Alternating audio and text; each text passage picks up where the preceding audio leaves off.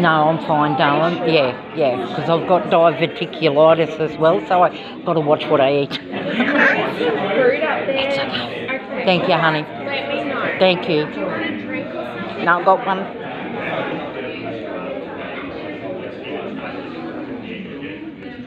Okay, well, I've been there, okay. Well, I look forward to some straightforward one thing that I think I would lose my vote is because we don't have it's going to be very rushed, we won't have much time for okay.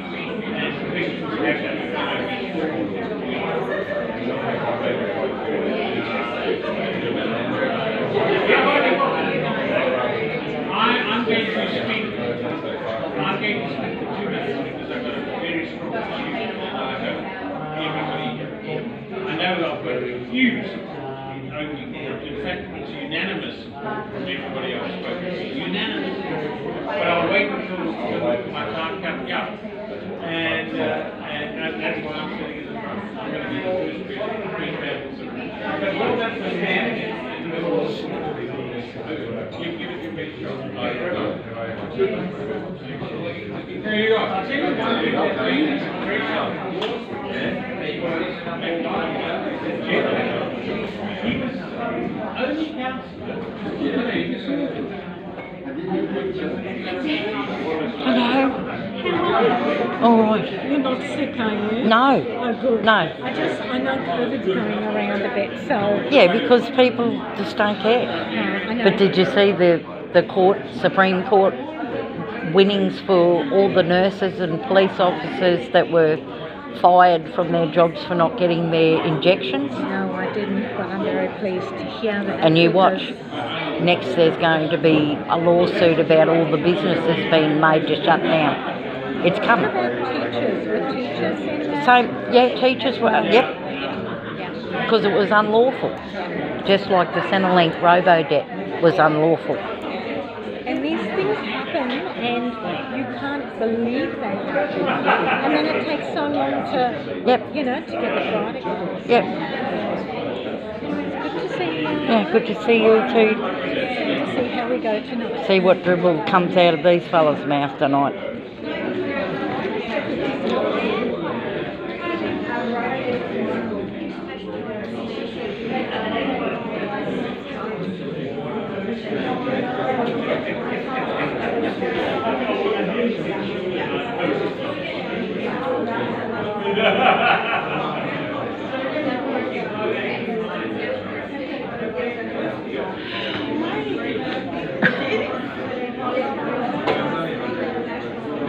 I wonder if they say the acknowledgement to country.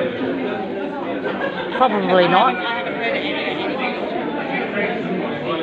But did you see it's come out now that Garth, Trevor Watts and all them were in the wrong about the immigrant that was a sexual offender? Is that the one that's in the news now? The police have now come out and said that they had the wrong guy. They named him, showed his face. Put his photo up. That's what I'm saying. His life could be ruined. Well, it is ruined because they charged him and they shouldn't have charged him. So that must have happened this afternoon then. No, it's been going on for more than a week. It came out the day after we were at that youth crime meeting at the Newtown Hall. Well, I'll try and push for an acknowledgement if we can.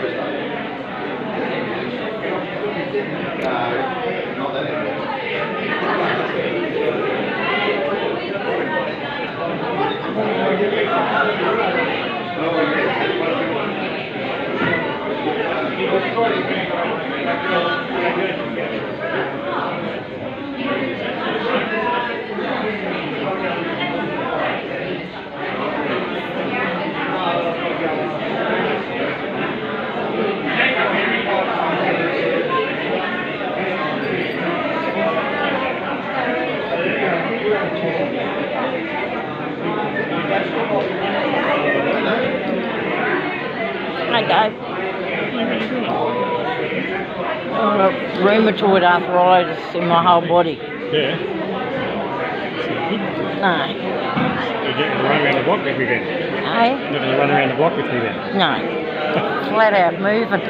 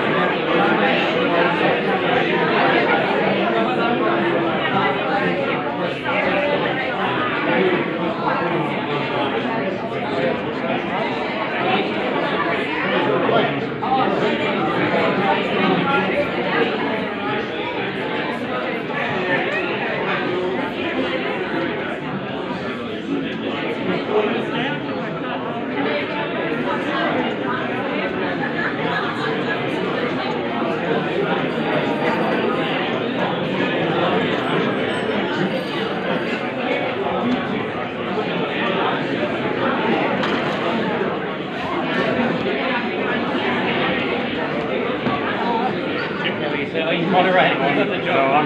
So I'll keep you on. 2 minutes, is it?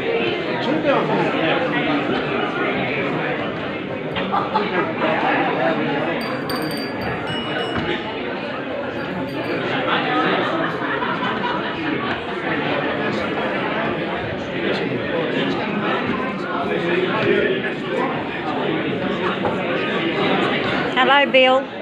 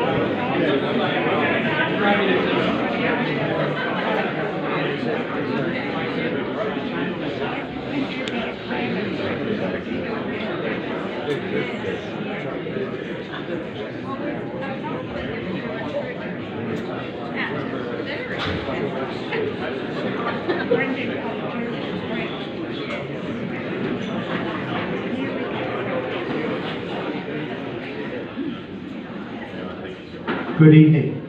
It works. That's good. Good evening and welcome to the Oakey Chamber of Commerce Candidate Night.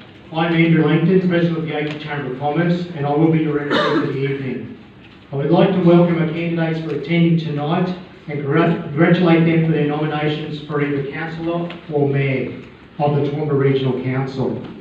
We're looking forward to hearing about your ideas for not only Toowoomba but all surrounding regional areas.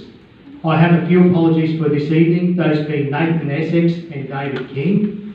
I would also like to thank the public for attending tonight as well. Some housekeeping before we get started. Toilets are located either at the back here or out in the main foyer area outside. Emergency exits are out to our left or out through the foyer as well. I would also like to thank Oakey RSL for allowing us to use this space this evening. It's much appreciated we could get this venue. There are some light refreshments as well provided, either a table down here or over here, and there is some finger food around as well. The agenda for tonight is as follows. Firstly, we have the councillor candidate speeches, followed by the mayoral candidate speeches. There will be a period of questioning for the candidates, and sometime at the end of the night for networking, we're hopefully to finish up around about 8 PM so it doesn't get too late.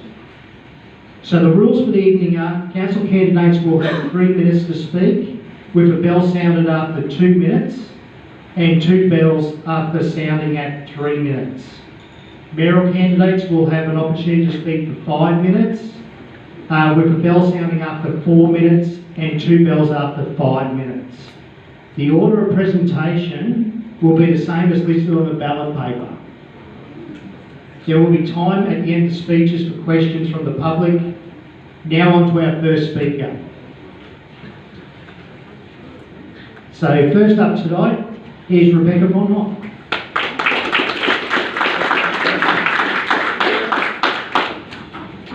Thanks very much, Andrew. I'm Rebecca Von Hoff, and my children are the 6th generation of Von Hoffs here on the Darling Downs. We still have our family farm. Originally we were dairy farmers. We sold the dairy herd after deregulation, and we now have a small number of beef cattle. I love Oakey. I have not missed a single graduation night at the Oakey State High, and it's been so lovely because the Year 8s, the Year 9s that I saw getting improved attendance rates, they're now the school leaders. I spend a lot of time in St Monica's. I love that school. And when there was flooding a couple of years ago, I helped evacuate residents at McLean House. And actually it was this very room that we moved those people into because the evacuation was taking longer than we had expected it to. Water is something I'm incredibly passionate about. I'm a believer in dams. And I believe that you look around, you see the increased roofs. It's obvious that we are adding people, but we're not adding new water supplies. We're connected with the southeast corner of Queensland and they are having exactly the same issue. Short-termism is the enemy of water infrastructure, so we really need to be thinking not just an election cycle ahead, not even a generation ahead, but 50, 70, 100 years ahead. The second area that I'm very passionate about is disaster management. We know that we live in an area that experiences fire and flood, and it is too late when there are catastrophic conditions to be trying to get on top of that risk. So we need to be making sure that we're lowering our fuel reduction so that if there are catastrophic conditions, the bushfire risk is reduced. And likewise, we need to make sure that all of our creeks are clear so that when there is flooding, that issue is also mitigated. The final issue I want to talk about is the culture of council. Council should be a place that is humble, that listens to people, and that exists to serve the community. So water security, disaster management, and the culture of council. I'm Rebecca Von Hoff, and I humbly ask for your support this election. Thank you. Thank you very much, Rebecca.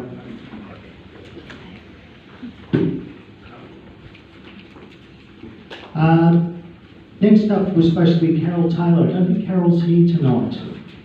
No? Number two. Sorry, Scott, I didn't have you in there, so sorry about that. Scott, would you mind coming up? Thank you. Thanks, Andrew.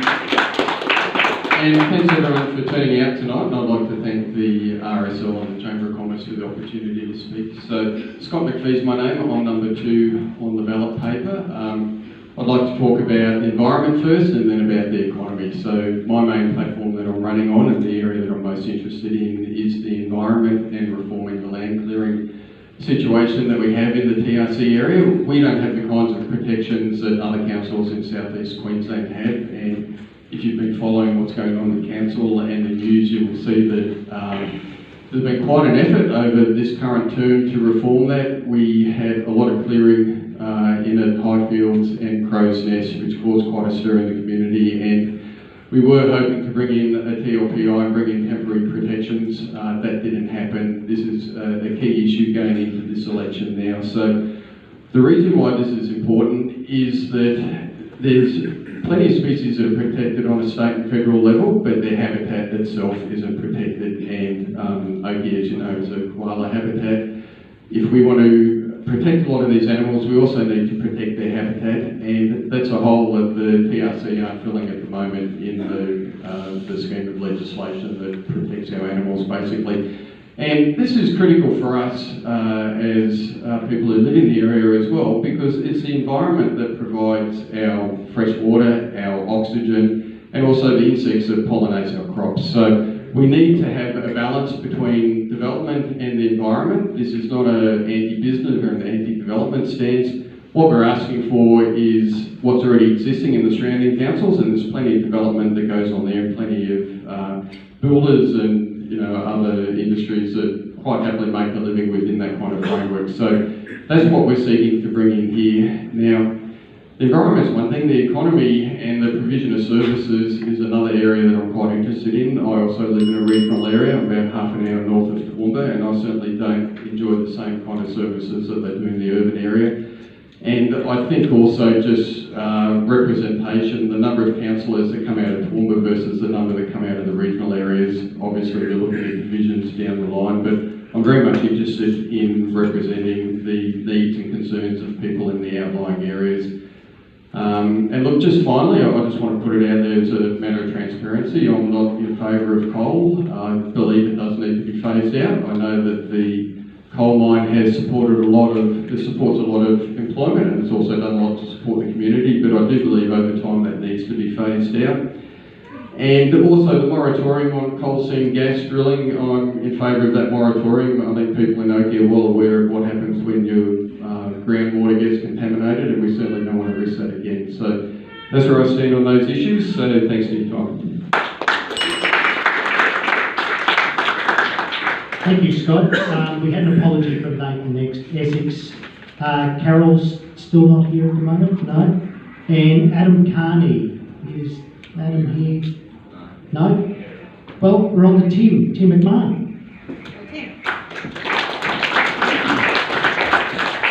Thanks, Andrew. Ladies and gentlemen, Tim McMahon is my name.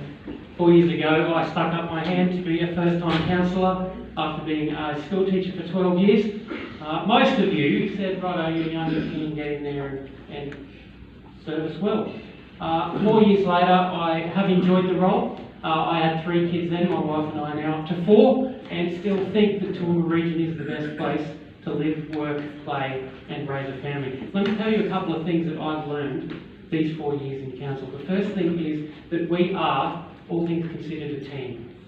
In the council chamber, we've got 10 councillors now. We must put everything else aside and work together. We owe it to you, the members of the community, to at least be able to row the boat in the same general direction. Right, so it's not about what I will achieve, what I'm going to do, but rather what we can do together. I think that's the first thing I've learned. The second thing I've learned is that there is a fair bit of complex, rather unenviable financial data that takes up a fair bit of the job of councillor, right? And overall, that's where we need to be focusing our time, rather than individual projects. But let me tell you what I am for. Councillor Carroll, how are you? I'm Tim McMahon and I'm for families, and I do believe that we have a lot to give as far as raising our families anywhere in Toowoomba region. The quality of life that we have is exemplary. And I get asked this a lot, how do we fix bigger issues like crime rates, like loneliness, like mental health? Let's invest in families, because that's the way we transform a society. It also means that from a local government level, your parks, your outdoor spaces are the best no matter where you live, and I'm proud of some of the work we've done in Oakey, including the Corey Street Park and the subsequent tree planting that a new park's added since I've been here. I'm also in favour of, we need to talk really long and hard about financial management, because friends, at present in Queensland there are 77 local councils, just like Toowoomba. Brisbane City's the biggest, we're about the 6th biggest, and 77 of them, friends, January 2024 report said that 49 of them are at current financially unsustainable. That means their rate base is not big enough for their outgoings. Now, I owe it to you, above what your pet project is, above any idea we want to see, to make sure that we are not the 50th one of them, that our books balance. And I really think that that's the job of the councillor. It's not about promising what you can't deliver. It's about making sure that everyone in Toowoomba region lives at a very high level of living, and that we deliver across the board. I'd like to talk about one key project. It's straight out the doors. 4 years ago, you guys said, Tim, our streetscape is rubbish. The plants are rubbish, the trees are rubbish. It took me 3 years, but I'm very proud to have sat through many Chamber of Commerce meetings where that was designed, done in line with community consultation and delivered, and I'm very proud to see the main street of Oakey looking really good. I've been to Australia Day every year at Oakey, and it's the best place to be on Australia Day in Australia, hands down. 3 minutes. Tim McMahon, 6th spot, thank you very much. Thank you, Tim. Andrew Reeson is next up. Carol's just getting a bit for a second. I've been running around the board around here. Hi, my name's Andrew Reeson. I grew up in Meridian, and when I first got my licence, I spent a lot of time whizzing around these back roads, definitely at the speed limit.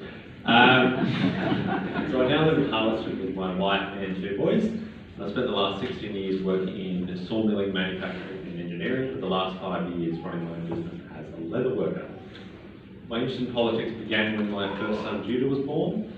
I had to look ahead and ask myself what kind of impact I'd be having on the world. Would it be better off because of me, or worse off? Would his generation have to be cleaning up after mine, or would I be leaving the world in a better state than mine? And so that's my motivation. So I see politics, even on a local level, as a way of doing a lot of good and having a positive impact on a greater scale than I can achieve on my own. So my 3 focuses are sustainable development, community building and better representation.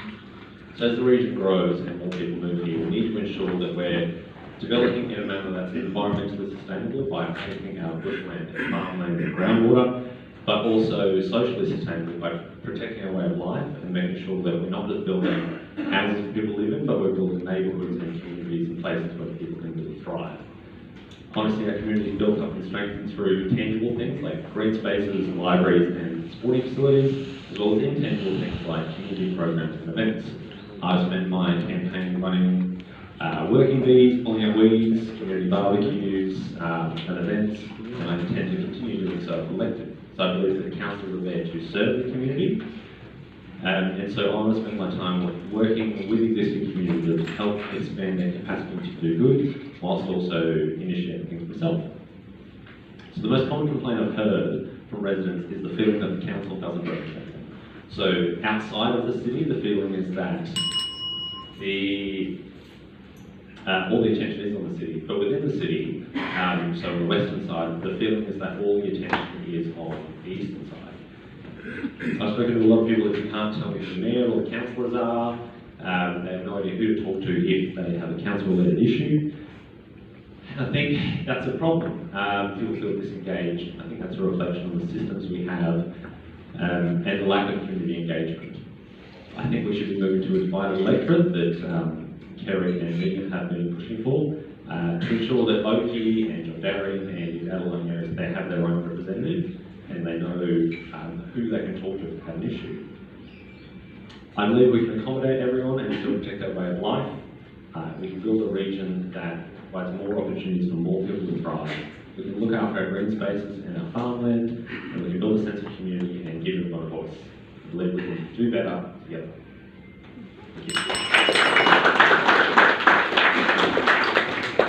Thank you, Andrew. Next up tonight we have Robert Relbus.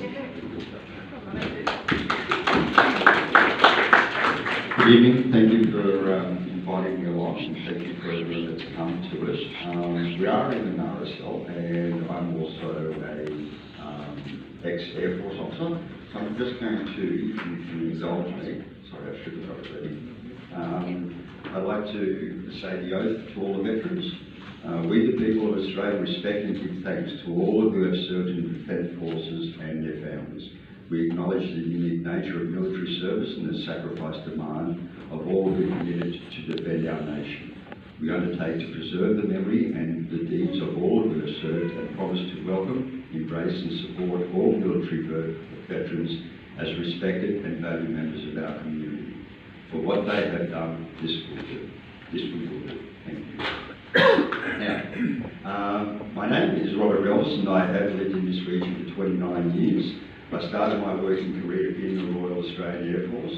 I ran my own company importing and exporting products and services throughout Australia, South Pacific and Asia.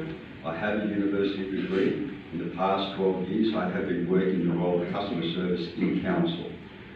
In the role of customer service, I have taken over thousands of your calls. I know what is impacting on you, on your day-to-day life. Things like parking fines, barking dogs, roads not graded, just to name a few. I have 3 objectives I would like to achieve with my colleagues if I'm elected. 1, reduce red tape to meet the community's expectations when dealing with council, looking at council's operational strengths and weaknesses and how this can be made more efficient. This is affecting the day-to-day operations of council in meeting the needs of the community, like maintaining parks and roaming dogs within a reasonable time frame. 2, water security. As Rebecca, including the dam upgrade, council must do its share to reduce expenditure and the burden on the ratepayers for the cost of the dam upgrade, which must be done for safety and water security. Ratepayers cannot be expected to outlay the money on their own when basic community services are lacking. Number 3, with Kerry Shine, divisions or wards. This process has started and I wanted to see it implemented as well. We must, as councillors, make sure there is enough funds in the budget to maintain what we do have. Move forward with our community plans and keep promises made to the community to develop our region and growth and prosperity. Thank you for your time. Thank you, Robert. Next up tonight we have Chris Brameld.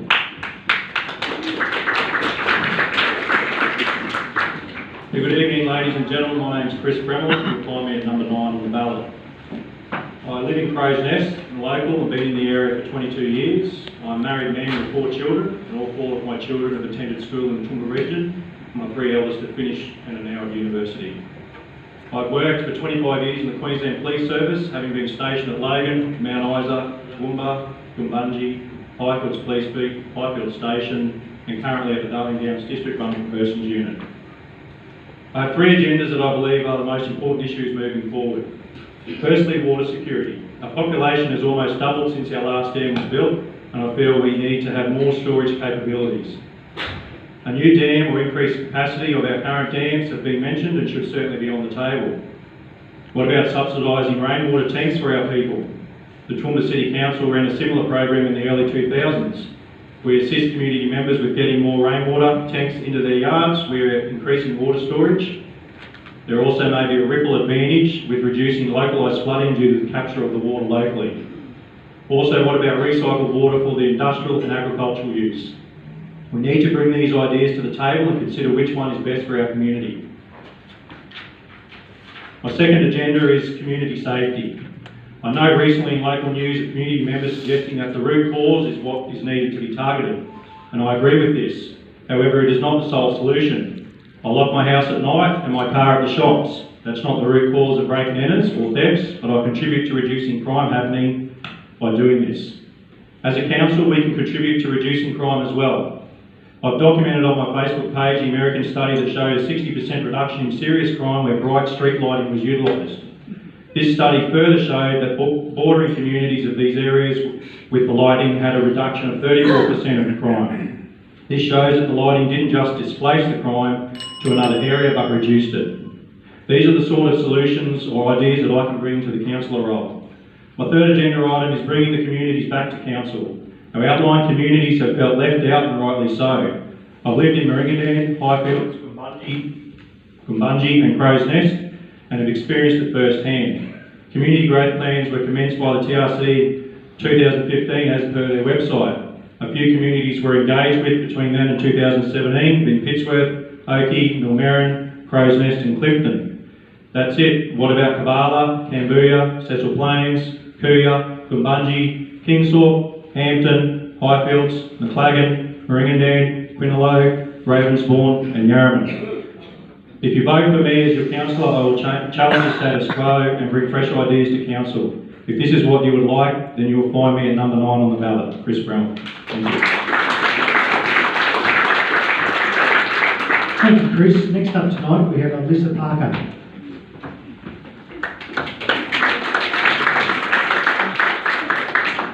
Hi everyone, I'm Alyssa and I wanted to be your candidate for the Toowoomba Regional Council election. Council is more... first I wish to acknowledge the traditional custodians of this land, the Judira, Guyabal and Jarrawa people, and I pay respects to their elders past, present and emerging. Okay, I believe that council is more than roads, breaks and rubbish. Councils have the power to shape our region and our communities. It's time to put that power in your hands. I don't take corporate donations. I'm here to represent you whether you're a renter, a ratepayer, retail worker, farmer, doctor, young or old. Together we can deliver our ideas, goals and visions for our diverse region. What I stand for? I stand to support all villages and towns in becoming resilient and thriving communities. I will advocate to ban all new coal and gas on the Darling Downs and to ensure that our region is clean and green for the generations to come. I advocate for the housing and homelessness crisis through better local planning and increased housing diversity. I will advocate to improve our region's energy and water efficiency for homes, businesses and rural communities. And I advocate for active transport to improve bikeways, walkways and public transport to connect our region, reduce traffic congestion and get you to work, play and school. I'm only a ring-in. I've only been here 18 years. And in that time, I'm proud to have been involved in the following. It's my second term as a Neighbourhood Watch Area Coordinator, and I'm very proud of my members in that group. I have conducted the campaign Housing is a Human Right, which was advocating to local, state and federal government for increased housing diversity in our region. In 2014, I was almost denied the ability to talk at a community meeting. After an email to the Mayor, it turned out I could. And I spoke on urban planning for Oakey, including improvements to active transport, and to introduce street art, which led to the implement of the Oakey Public Art Reference Group. I was a milkmaid and in charge of an animal nursery at the Parenga Centenary. And I was involved in establishing youth musters for the Oakey, for the Kuya and the Gumbunji Hayden shows. I was also very proud to receive a Rural Ambassador Award from the Gumbunji Hayden show for establishing the Kingsthorpe Kui, which was a little newsletter to help that Kingsthorpe community become connected and thrive. Thank you very much for your time. I'm number 10 on the ballot, Alyssa Parker.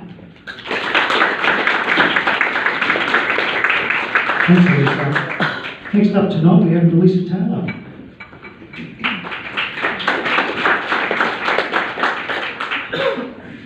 Good evening, everyone.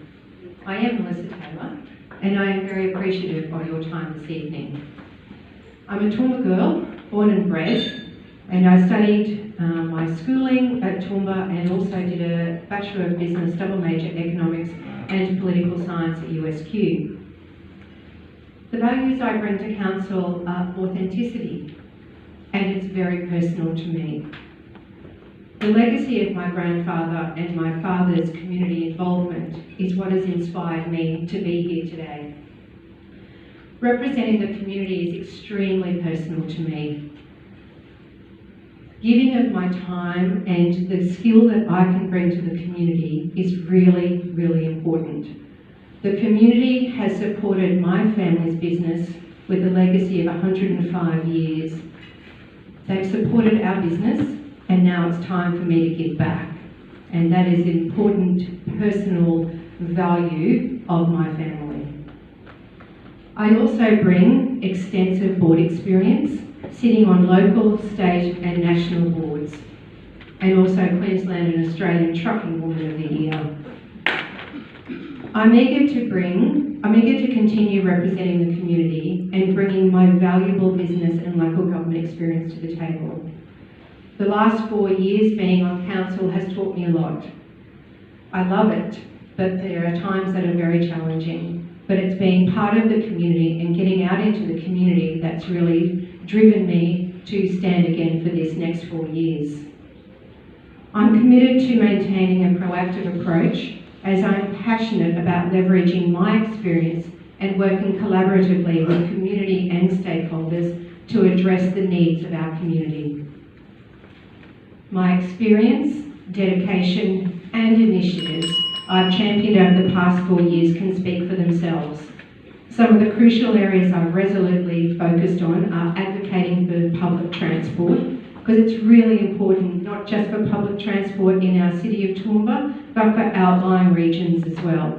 Oakey, Highfields, Pittsworth, it's really important that our young people have the opportunity to get in on public transport, to attend TAFE, to be their apprentice where the jobs are for them. And for our vulnerable and older people to be able to come into medical appointments. If we don't have a reliable and strong public transport system, it makes it really difficult. And I have strongly advocated with constant meetings with TransLink and state government about that over the last 4 years. I've increased the quarantining budget for footpaths, new footpaths around our region, to an amount of $1.5 million every year. I've got so much more, but you know where to find me, Melissa Taylor. Thank you, Melissa. Next up tonight is Leanne Westgard.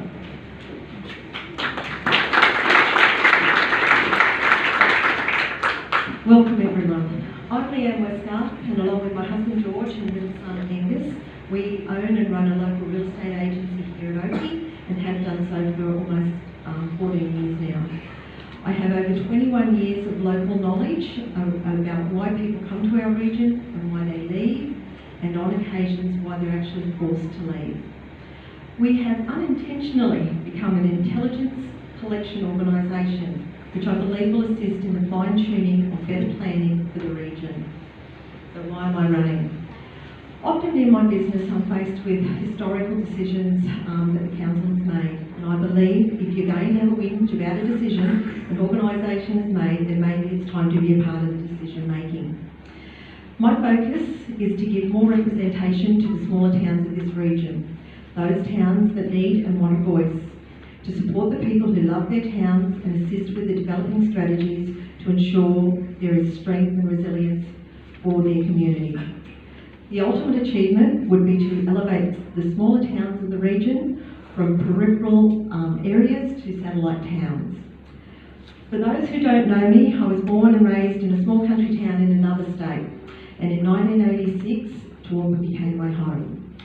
A few years later, we moved to Narrandera, New South Wales for an agricultural opportunity, and when we sold that business in 2002, we had an opportunity to live anywhere in the world, and we chose to come back here. You will find the Westgards in the middle of your ballot paper, and we would love to have your support no matter which number you give us between 1 and 10. Thank you so much for your time today. Thank you, Leanne. Now we've got George next, and he's going to speak on behalf of himself and Angus. Does that mean you get 6 minutes? Good evening. Over a 43-year working life, I've worked in corporate agriculture, I've been a farmer, and now I'm a real estate agent. I have a Bachelor of Science in Agriculture, diplomas in both business and management, and a full real estate licence. I worry about the future of housing, not only for my grandchildren, but for yours as well. We are now in the 5th year of a housing crisis with no end in sight. All 3 levels of government have a role to play in solving this crisis. Chapter 7, Section 71 of the Constitution of Queensland states that a local government is an elected body that is charged with good rule, or the good rule, and local government of a part of Queensland allocated to that body. Whilst Toowoomba Regional Council's activities are largely controlled by the Local Government Act, the Planning Act, planning regulations and a raft of other legislation, it does have autonomy under the Constitution to make sound financial decisions. One of these decisions could be to subsidise infrastructure charges on a larger scale, particularly on large-scale building lot development in the regional townships. This is where we can establish affordable housing, not in the centre of Toowoomba. Council has done this previously, in 2014, when these charges were effectively halved and called adopted infrastructure charges, in order to encourage unit development in Toowoomba. The result of that was the building of a 6-year supply of units over an 18-month period. I say it has been done once and it can be done again. Council does have a current temporary economic development incentive plan in place for district townships, but this does not go far enough. In the middle of a housing crisis, it is not good enough to say that housing is a state government issue, when we all know that whilst it is definitely a constitutional responsibility of state government, government at all 3 levels can and should contribute to resolving the problem. Toowoomba Regional Council has a responsibility and an opportunity to do more for the growth of the townships surrounding Toowoomba and contribute to easing the housing crisis by subsidising infrastructure charges in these townships. Since 2008, in Oakey, there is land with approved development applications for establishing approximately 350 affordable residential lots. Development of these 350 lots has been unaffordable due in the main to council infrastructure charges. There is a strong business case for councils to subsidise these charges and thereby contribute to regional growth and the abatement of the housing crisis. Angus Westgarth. Angus is the youngest member of our team. Angus Westgarth is perhaps the most deserving of your #1 vote. Angus's passion for politics is driven by his desire to ensure good governance for all. He epitomises a youthful and passionate approach to growth and development in the towns and villages surrounding Toowoomba City. Angus will bring a fresh and analytic approach to debating and devising policy to assist the economic prosperity of these surrounding towns and villages, together with ways to better serve the rural community. These areas can no longer be left to wither on the vine. They need assistance to lead them on their way to organic growth. Thank you, and we'd be honoured to receive your vote. Thank you, George. Next up tonight we have Paul Wilson.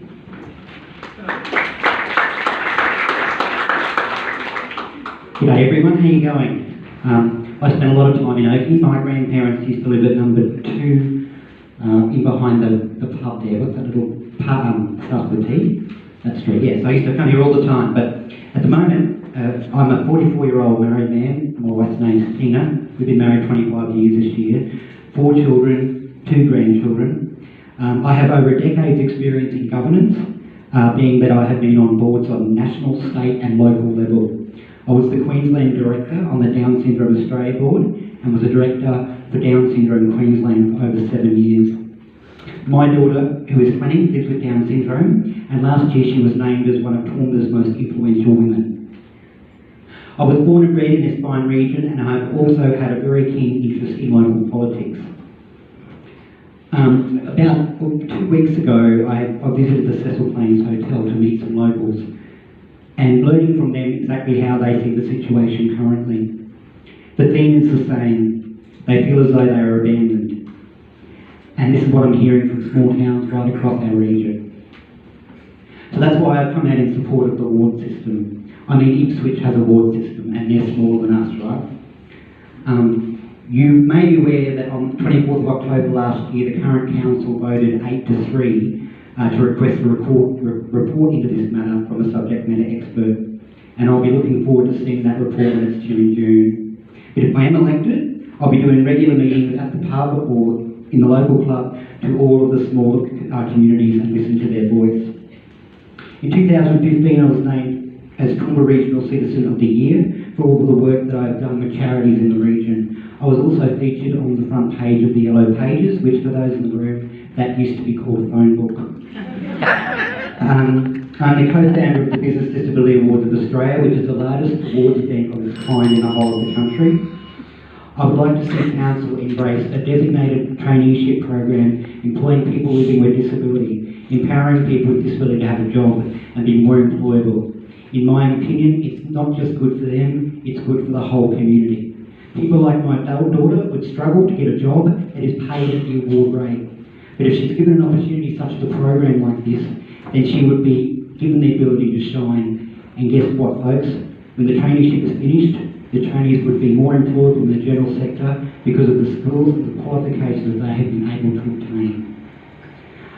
In summary, what can I bring to Council? Over a decade's experience in governance of a large national organisation, which has required me to negotiate on behalf of people living with a disability, to CEOs, bureaucrats, government, red tape, National Disability Insurance Scheme, I know that's a swear word to a person over that side, and the like, plus my love of the region that I have raised my family and assisting to raise the next generation in. Thank you very much. I'm number 14 on the ballot. Thank you, Paul. Next up tonight we have James O'Shea.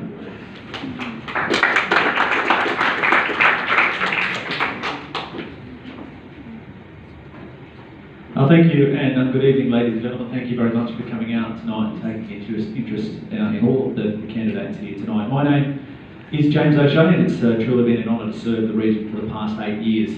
And ladies and gentlemen, tonight I stand before you with a vision that embraces growth whilst cherishing and also maintaining our unique lifestyle and our character. Now, Oakey and the surrounding districts are certainly unique.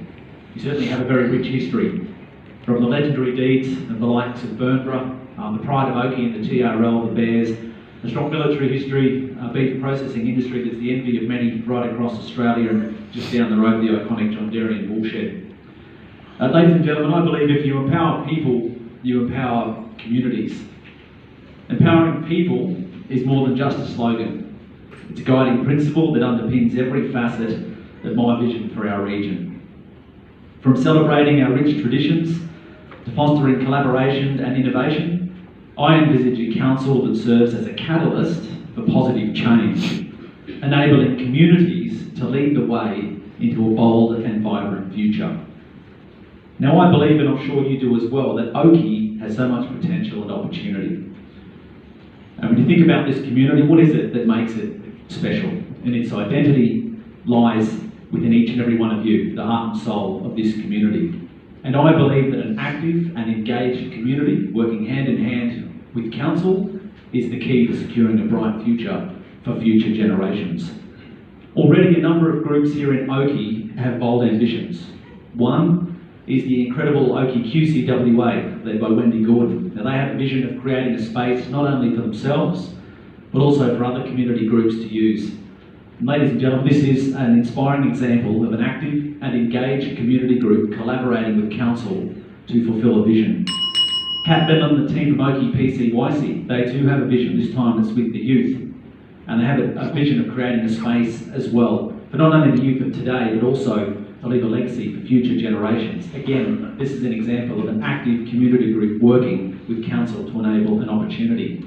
The Oakey Depot, ladies and gentlemen, that site presents so many opportunities for this region, and a key part in making what it is for you is input and consultation from this community. As a councillor, I value working hand in hand with the community to achieve the best outcome. I'm committed to continuing this collaboration. Over the last 8 years, it's been my honour to work with a number of different community groups, empowering people and fostering a sense of community ownership. Together, we can ensure that Oakey and surrounding districts thrives, whilst maintaining the character that makes it a place where people want to live, work, and spend their free time. Thank you.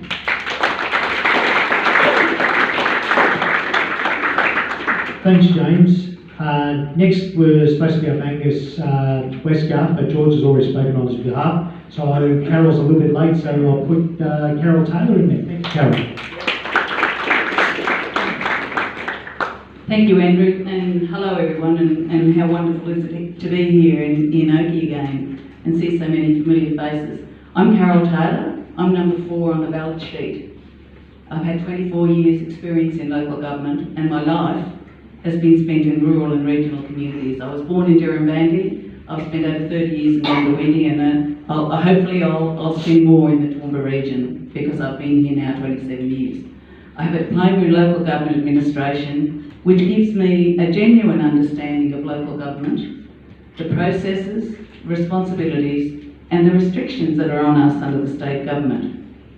Our region continues to transition into a regional agricultural hub, and it is a powerhouse of Queensland, our agricultural region, and our population grows, and we've been told how many are coming, and it will continue to grow. So to make life pleasant and the way we like it, we need to work together to protect our good ag land and our natural environment.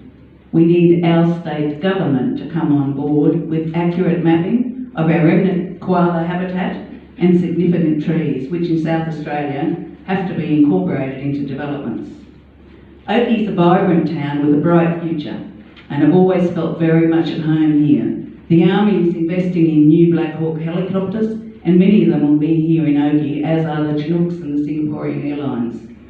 With room to grow, new residents can be attracted to our regional townships. That's all our regional townships.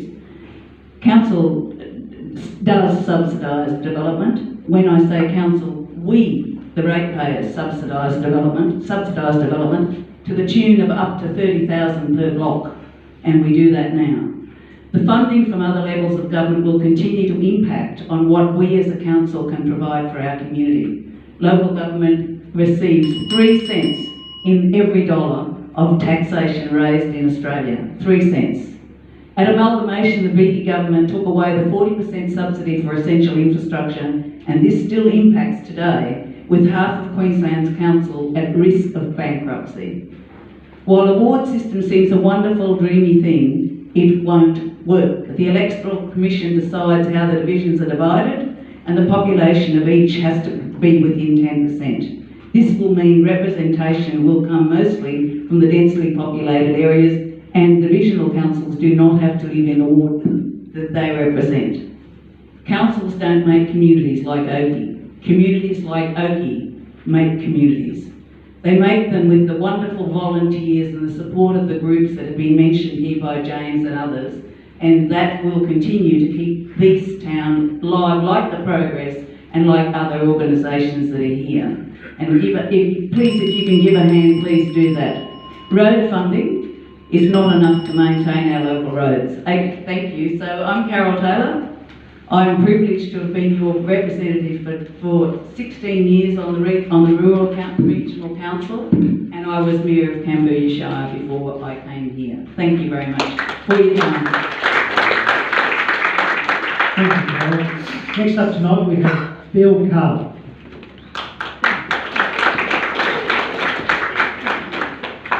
Thank you, Andrew, and thank you to your team, and thank you, ladies and gents, for showing interest in local government and turning up here tonight to listen to all of us. And I apologise to all my fellow candidates. They're going to hear the same thing, and we've all heard the same story a while. So look, why am I running for council? Why am I still putting my hand up? It's pretty basic. All my family live here. Tim and I live here, our kids live here, and our grandkids live here, and our oldest grandson goes to Oakey State High School, which I'm pretty proud of. I'm an experienced councillor with a proven track record.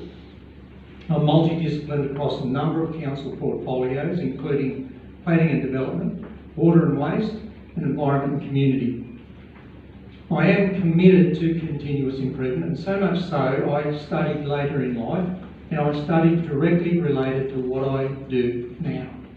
And I studied and achieved a Master of Professional Studies, and it was a research degree, and I wrote my thesis, an article about leadership and about boardrooms and how we can better connect with each other and our communities, and principle-based decision-making, which really underscores my commitment to responsible governance as a community leader.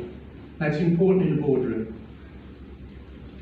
My extensive practical experience positions me to effectively contribute regarding discussions on services, levels of service and sustainable growth. My record speaks for itself. I don't shy away from the tough stuff. I'm not afraid to challenge debate, and I am not beholden to groups or sectors, and it's important that you have representation at a boardroom level where there's an ability to be able to critically think and openly examine each item of business as it comes to council. Looking ahead, affordability for all our residents is the #1 priority, along with water security, and we've done lots of things to bolster up water security. I'm absolutely focused, and this job demands experience and diligence and relentless focus, and I'm ready to continue to bring that experience to the boardroom table. I'm number 17 on the ballot, Councillor Vilcard. Thank you.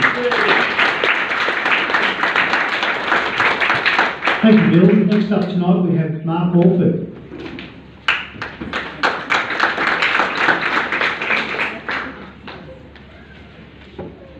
How are you all?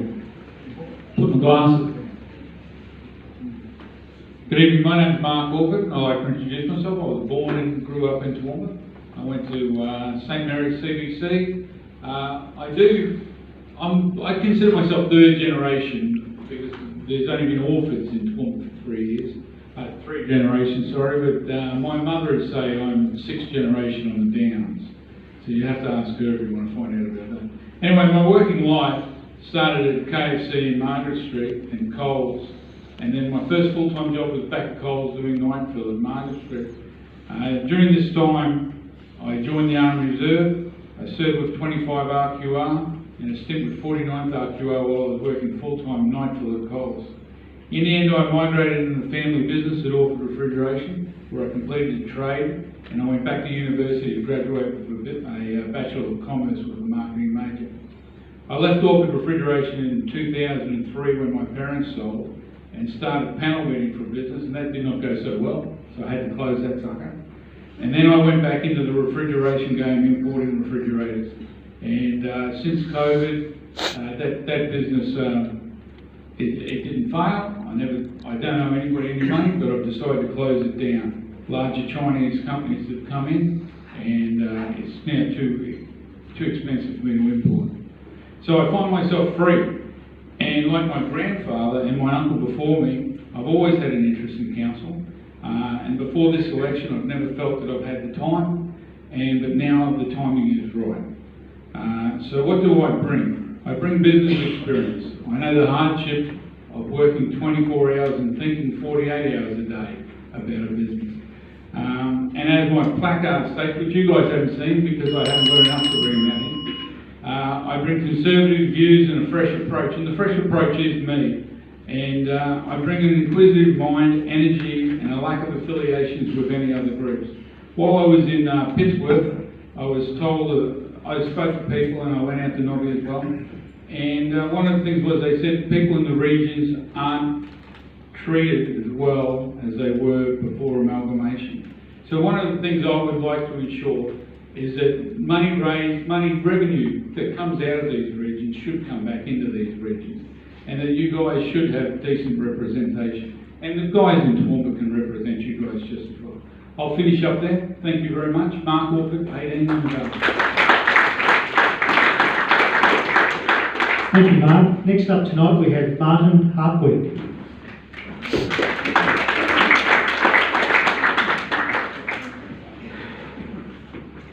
Good evening, everyone.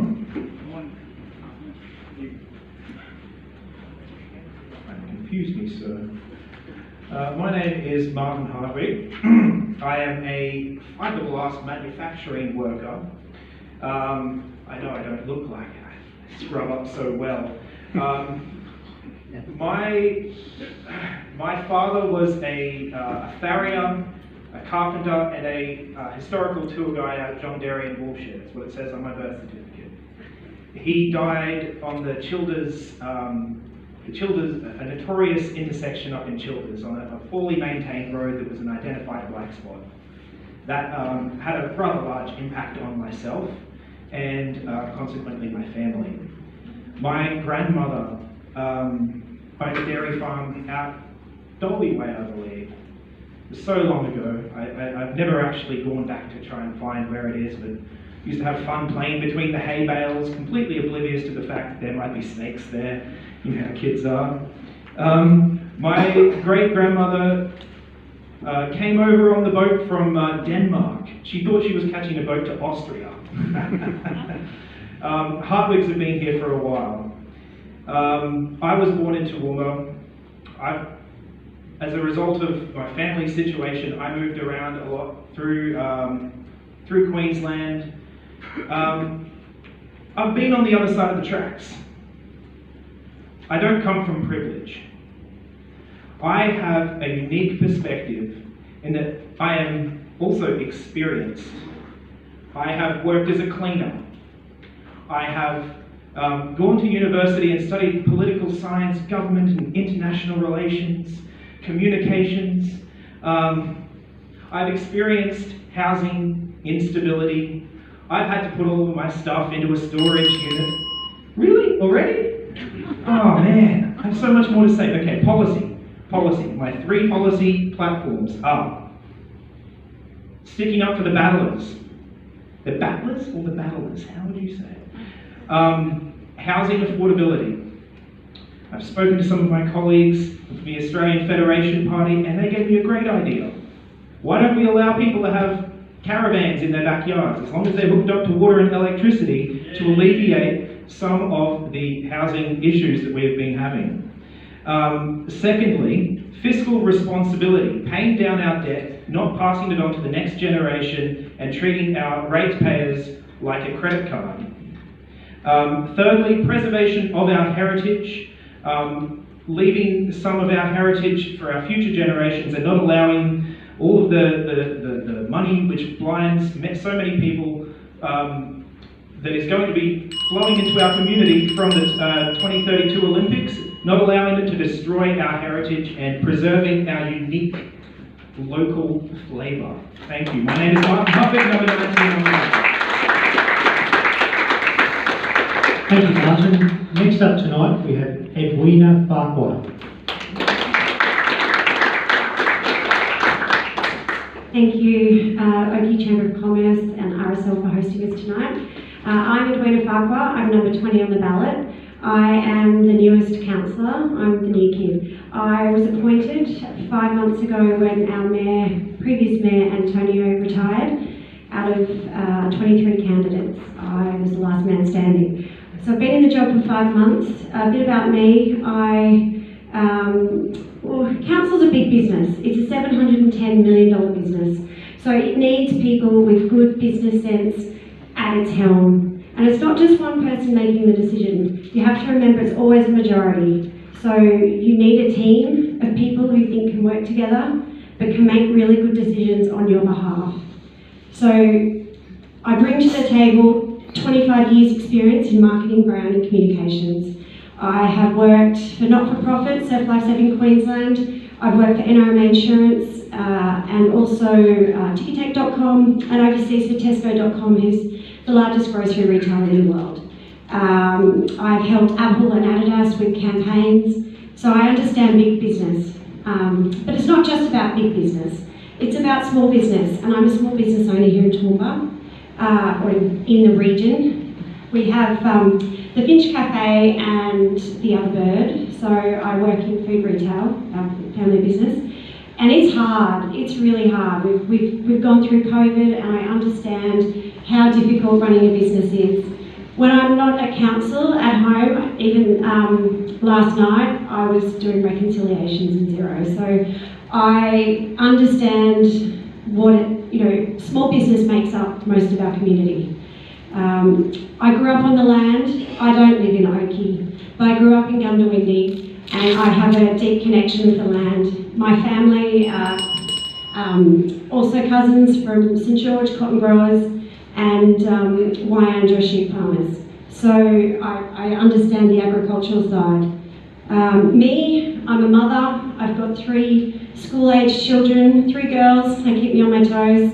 And I volunteer with Little Athletics, a lot of things that they're involved in. I was on the school foundation board recently. I've resigned from that now because this board of council is more than enough to keep me going. What else about me? That's about it really. I am honest. I will give you my firm opinion on what I believe in, so I'll be here hanging around afterwards if you've got any questions. But yeah, just remember, every vote counts, and I'm number 20 at 25 right. Think of Shrek.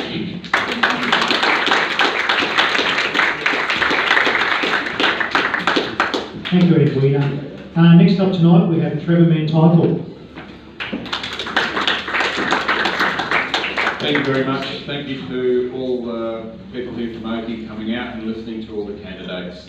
Quick overview of my life. My first 22 years was out in the Nobby, Clifton, Kangbuya area. My dad's dairy farm, primary school at Kangbuya, high school at Clifton High. At age 23 I purchased my own property near Ackland on the Ackland-Sabine Road. Spent 18 years there dairy farming, raising Holsteins and Jersey cows. After a relationship breakdown, went into Toowoomba and had a successful career doing property sales with Century 21 and currently Remax. If I get into council, I'll give that up and totally concentrate on being a councillor, as I believe it's a full-time job. Water supply, major issues. Water supply, a new dam is definitely needed to be looked at and probably established. We need to look at recycling water back in the systems for industry, parks and gardens, all that type of stuff. And also trying to encourage the increase in the size of tanks on all homes, especially new developments. I think at the moment it's 5,000, we should be trying to increase that to 10. There's different variations of tanks, so we can easily work with that. Red tape in council, it is so difficult at the moment even to apply for a shed, house build, whatever you're trying. Every time you go there you seem to get another answer or an increase or another fee that just seems to compile on things. City halls, I'm touching on this because I believe it is a huge problem. It seems to be a very toxic environment within City Hall, not these folk, City Hall itself. 242 vacancies there apparently, it was reported in the press. People are saying to me and to other people they don't want to work at TRC because it's too toxic. I want to relieve that. CEO recently commented, can't do much more. Well, that doesn't sit well with me. I'm sure we can do a lot better. Get the toxicity out of City Hall, get people wanting to work there, we get a happier environment, and with those 242 vacancies, what isn't being done in our communities with just normal stuff, mowing grass, gravelling roads in your areas. So we need to get that happening. Developments, make developments more, I'd say wider streets, bring it back to some normal living instead of the narrow streets. I know we've got a lot of work to do at TRC, but we can do it. I'm a team player, I'm a good listener, but I'm also a good responder in getting things done, as I've done in 23 years with real estate, doing probably the major sales of any of you people with the most valuable acquisitions in your life. Thank you. Trevor Mantitle, 21 on the ballot. Thanks, Trevor. Next up tonight we have Ekraj Adhikari.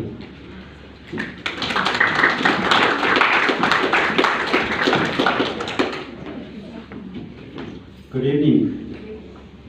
First of all, I would like to apologize for being a bit late. Sorry, I was running late with everything. We have a big day. I'm first generation Aussie, and I'm proud of that. I'm proud that I chose Toowoomba home.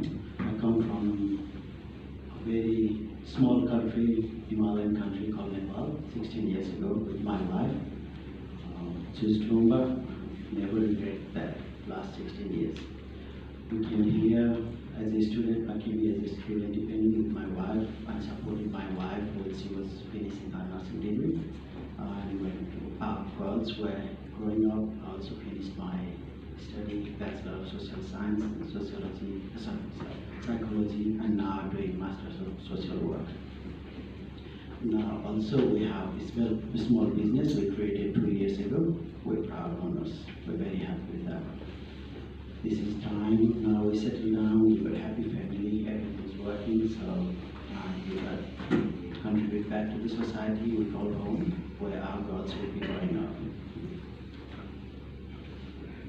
So with my passion for this reason, I come from community background. My heritage is different, but now I call this place home, and I want to contribute as much as I can, so when my girls will grow up, they will have home, they will be proud, they will be standing proudly in front of everyone, and they will be as proud of everyone else's child.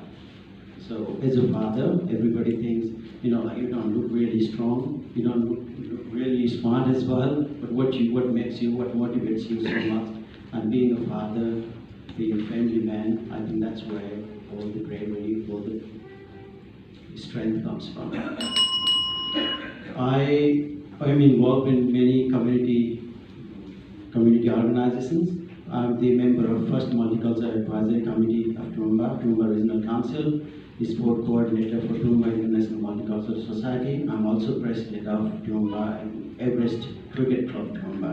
And I have done social justice, advocacy, welfare work, advocacy for people dealing with NDIS, housing crisis, and work with different organizations together. I worked for Queensland Project, looking after homeless men just after COVID, and that was, everybody says that was the best time to be homeless in Toowoomba because we couldn't see any homeless person sleeping rough. Whole 6 months just after COVID. When money ran out, project finished, I moved on to advocacy. I have really good heart, and also I got teamwork ethic, and that's what makes me good candidate for this. And if you vote for me, I'll promise I will never disappoint you. And fresh ideas, fresh vision, fresh energy. Vote for me is vote for your future. Thank you so much. Thank you, Raj. Next up tonight, we have Michelle Shell McIntyre. Good evening, folks. My name's Michelle McIntyre. I'm a musician, I'm a qualified artist, and also working horticulturalist. In a former life, I worked 11 years in the ATO. My acumen with legislation has led me to now support people in the region for unfair dismissal cases. I've done 5 so far to an amount of $26,000, just assisting people who otherwise have no help in that area. I ran at the 2020 election on the same 4 areas that I'm running this time because I've seen not much happen since, okay? Those areas are transport, arts, community and tourism. I think that I saw a gaping hole that was left by Easterfest leaving the community. That was a second festival that was running. It brought 20,000 people to our region each time and really supported small business and further enterprise, which I think is what we need. Our rates are only going up and expenses are only going up, and we really need to give something back to the community to build the wealth. In 2015, at the same time Easterfest left, there was the second and final year of the First Coat Art Festival. That's the big paintings on the side of buildings. That was extremely successful. It got a lot of national and international interest. I think we dropped the ball. That could have been the festival that sort of slipped right in there. We're a huge arts community. A lot of people are missing that. And I believe that is really a way that we can bring our community together after COVID, after the Indigenous vote one. What's that called? Referendum. It was a voice referendum. Thank you. Sorry, so long ago. You know, we really need to bring the community back together. Transport was a big issue for me last time. I believe that the state of a good area shows how people can get around part again to bring people together. So I'm standing for community and authenticity, and I hope to serve sometime. Thank you. Thanks, Cheryl. Next up tonight we have Terry Shine.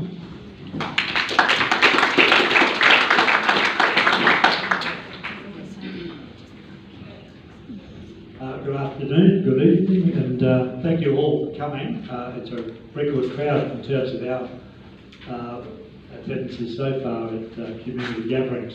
Thank you to the Chamber for hosting it as well. Oakley, of course, is renowned for its enthusiastic community involvement in so many areas, with strong leadership the key to the success.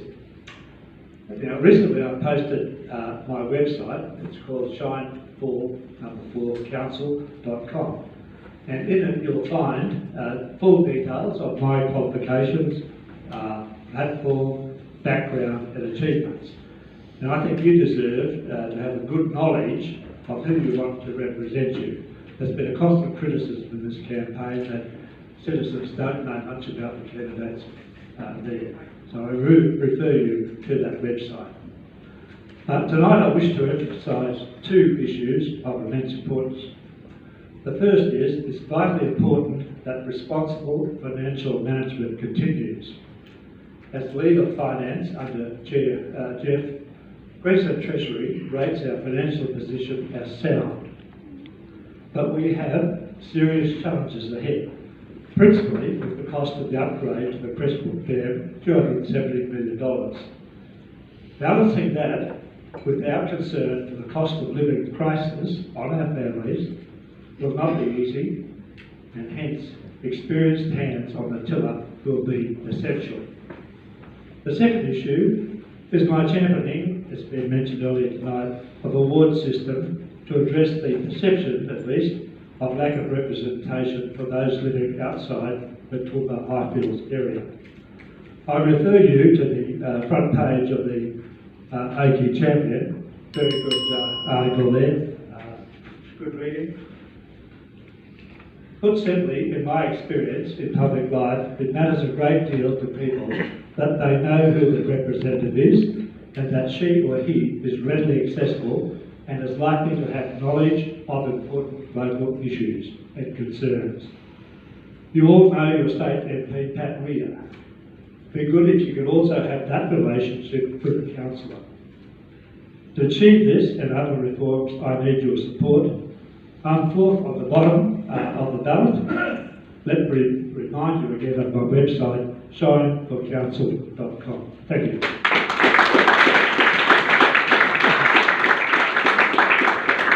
Thank you, Terry.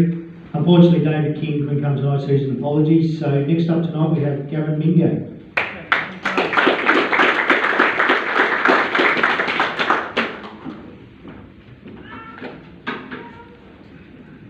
Thank you all for coming tonight and everyone for staying awake so far. Hopefully I won't change that. I'm Gavin Mingo. I'm a pharmacist in Toowoomba. I've been managing pharmacies for about 20 years. I've been putting the one across the road for a few years, beginning with COVID. So hopefully I'll keep a few of you guys alive. I have a beautiful wife, Roisin, and a perfect little 2-year-old person. I've been involved in a number of community organisations over the last 25 years, including being on the national board of Apex Australia for the last few years, plus a number of sporting and other organisations. I have years of experience managing businesses and advocating for both customers and others. Cost of living is getting out of hand. There is severe housing shortage, so the cost of rent and buying houses has shot up. People are struggling to afford food, electricity and all the necessities of life. As a result, businesses are struggling because there's less disposable income. Council needs to be very conscious of the costs when charging exorbitant fees for dealing with them. The council costs incurred on small business is often unreasonable, and this has significant flow-on effects on the community generally. The safety issue has become much more prevalent in the last couple of years. Youth crime has increased and we need to instill measures to help reduce this. Whether this involves more lights and cameras on public walkways so people feel safe walking at night, or more initiatives to get the youth active and off the streets, or building stronger neighbourhood watch programs, there are some good value options council could take to help reduce the problem. We have the Olympics coming up soon, so hopefully we can do everything possible to attract more tourists. Also, Toowoomba is not particularly RV friendly, given green nomads are contributing significantly to the economy of other regional centres. We can encourage more green nomads to come out this way and spend more money locally. This to me is a quick fix to attract more tourism dollars to our city. I'm very passionate about the region. I sing its praises to everyone I come in contact with, and I'd love to have the opportunity to help guide it towards an even better future. So please look one up from the bottom of the list, number 26, Gavin Mingo. Thank you.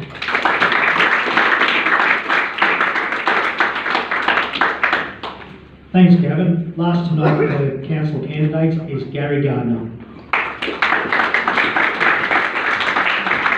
Thank you. Well, this is all quite new to me. My name is Gary Gardner. I'm the Executive Chairman of the FKG Group. As a group, we have a turnover of 800 million, approximately 1,000 staff, so I'm familiar with running a large organisation like council. This is not the direction I thought my career would take me in. However, I am a man of action, and for too long, council have ignored the issues in front of them and the pleas from ministry to cut red tape. You can't stand by and watch anymore, and which is why I made the decision to run for council. So what am I going to do? Cut red tape, get rid of the bureaucracy. Like a footpath closure in Toowoomba can take anywhere from months to years. I've just done one that's about that thick. In council, they're about 8 pages and take 5 days. And that wasn't a fluke. Another one took me 7 days, another one took me 21 days. You know, there's 2 Australia-wide infrastructure companies. I think they met the CEO refusing to work in the region because of the bureaucracy to get approvals. You know, and while these bureaucrats deny we have an issue, nothing is going to change. So you can read into that what you will. I grew up in Brookstead. I come from the regions. I spent most of my life in the regions. The common complaint for the last couple of weeks I've been travelling around is you know, that the regions have been ignored, and I think that is the case. You only got to look at the 3 years to get the street done with most of the streets every year. So regions are being ignored. I've always had a first-hand approach to the staff. We don't have vacancies. And I'm a pro-gas and coal, and I question why did council put a moratorium on gas. This industry is such a big driver of our local economy. It creates thousands of jobs and million investment for our region. And council will welcome me and outside to inform this decision without any consultation with the gas industry. Council is elected to represent so many, yet they make a decision that aligns with so few. Yet another example of decisions being made that don't have the best interests of our region. For me, I think a stronger economy will fix all these. You know, everyone's talking about parks and community and public transport. If we don't have a strong economy, we won't have any of it. Thank you. I'm number 27.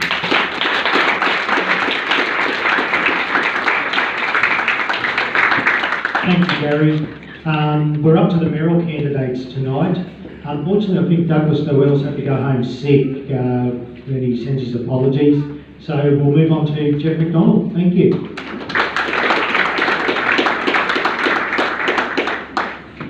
Thanks very much, Andrew, and thank you all very much for coming out tonight. it certainly would be a pretty lonely environment if there was only 24 candidates up there and no one in the audience, so we do appreciate it. And thank you very much for your interest. It is that one opportunity every 4 years where you get to use your democratic right and vote for a local government representative. So thank you very much indeed. To all those council candidates, thank you very much for making the commitment to actually put yourselves forward, to look out for a community and do your very best on behalf of them and make decisions in the best interest. My absolute best every single day is my commitment. That's been my commitment from day one, from 2012 when I was first elected, and continues to be my commitment today. And there is no doubt the last 7 months, having been fortunate to gain the support of other elected representatives, my fellow councillors, has been arguably the most enjoyable 7 months. And I say that wholeheartedly because I see a group of people, not dislike to deny, who actually are committed for their community. And I've seen that because the commitment for me was to be my best, and that was the commitment I requested from fellow councillors, and they gave that. We've made some really big decisions in 7 months. We seriously have. Big decisions that mean that we need to keep going forward and keep going forward for the benefit of the broader community. And there's no bigger commitment that we have as a financial impediment, I guess, for our region than the dam safety upgrade at Pressbrook. And just before I touch on Oakey, I'd like to give you a broader view, a helicopter view, if you like, of your council and the size of it, of the size of the council that you're bestowing that responsibility to. We're a $6.3 billion organisation, $6.3 billion organisation. Our current budget for this financial year is a $705 million budget. It's the largest budget for Toowoomba Regional Council. It's a huge organisation. And that's why when I'm listening to candidates, there's 3 key areas that I'm really looking for. Number 1 is making sure that there's some financial acumen. Number 2, to make sure that they're community minded. And number 3, and importantly, to make sure they're people focused. And I think you've heard a sprinkle of that right across all candidates, to be perfectly fair. The Oakey Champion today, there's great letter, Lindsay, from you to the editor of the Oakey Champion, and I acknowledge you, Max, here tonight. And it actually hits, Lindsay, on those core 3 things. It hits on those core 3 things. To make sure they've got financial acumen, make sure that they're community minded, and make sure we're people focused. And that's why we're working together for a strong community. That's the commitment that a council that I lead will have. And it's a commitment that we'll keep going forward with. Because ultimately, if we work together, we will have a strong community. So it's been my great pleasure, I say, to serve on council since 2012. I was elected under the leadership of Paul Antonio as mayor, and of course Paul retired only in July of last year, at which point I was appointed mayor from the elected representatives. In regard to Oakey, and Andrew, can I acknowledge you and the leadership team of the Oakey Chamber? Council will have 11, as we have now, 11 representatives to service 13,000 square kilometres, nearly 180,000 people. It's a tough ask. It's a tough ask to be in every corner of our region at all times. It's a very tough ask, and that's why we rely on chambers of commerce and progress associations of other organisations and groups right across our region. And I have to say, your Chamber of Commerce, led by Beck prior to Andrew, has been absolutely phenomenal advocating for what you do. So Andrew, to you and the team, thanks very much indeed for what you're doing. Can you give them a big round of applause?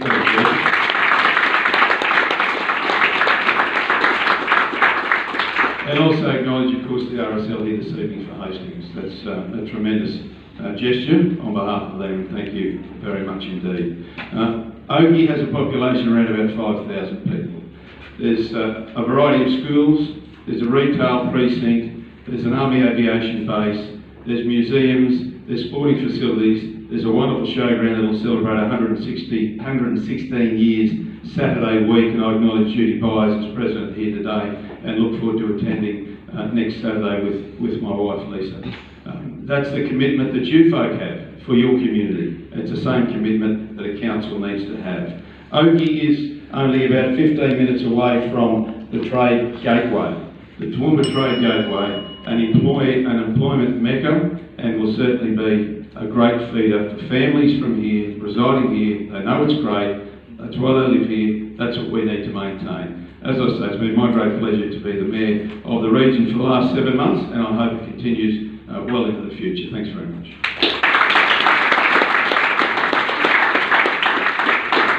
Well, thank you, Jeff. We've heard from everyone tonight, so I thank you once again for getting up here and being in front of us all. Now, we've got about half an hour. We'll take questions forward, which we can take from the floor. I just ask everyone to please be respectful of the candidates up there. They put themselves out there for that, so please ask the questions respectfully, and we'll go from there if I can have hands up.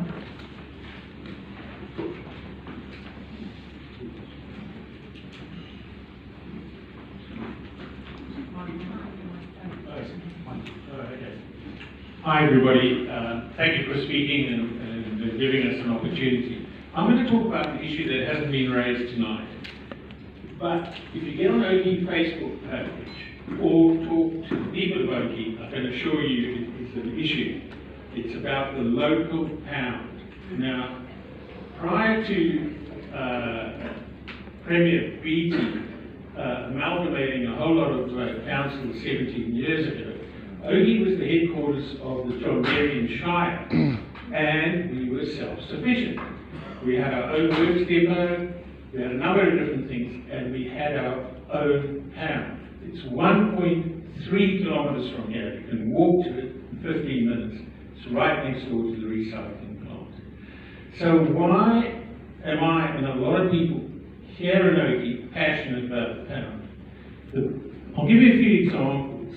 So I've lived here 20 years. How it used to work until the pound was closed about 3 years ago was, if there was a stray dog, you entice it into your yard and keep it there and phone the pound, and they would come usually within an hour or so and collect the dog.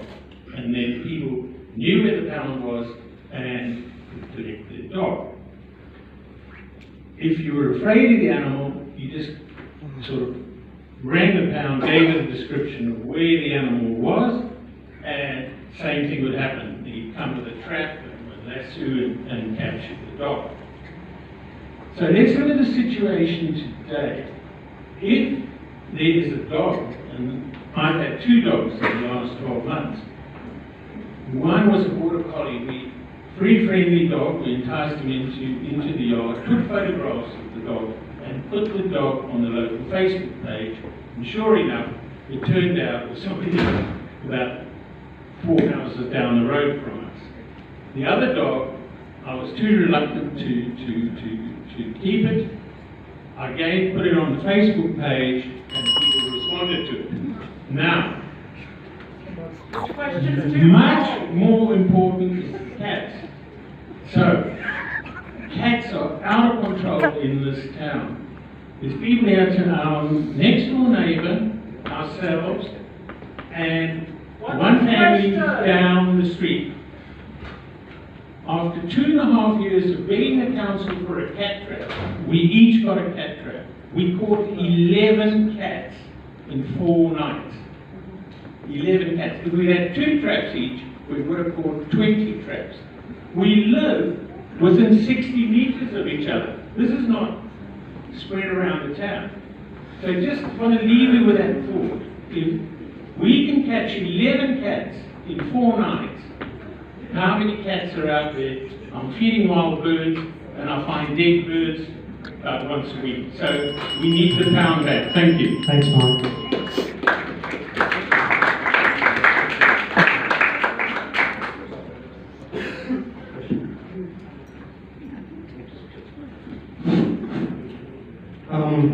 My name's Gary Deegan. I'm from Baranga, and yes, that is in the Toowoomba region. Many of you have spoken tonight about your commitment to the regions. So my question is, why have we not seen any of you up in the northwest part of the region campaigning for becoming a councillor?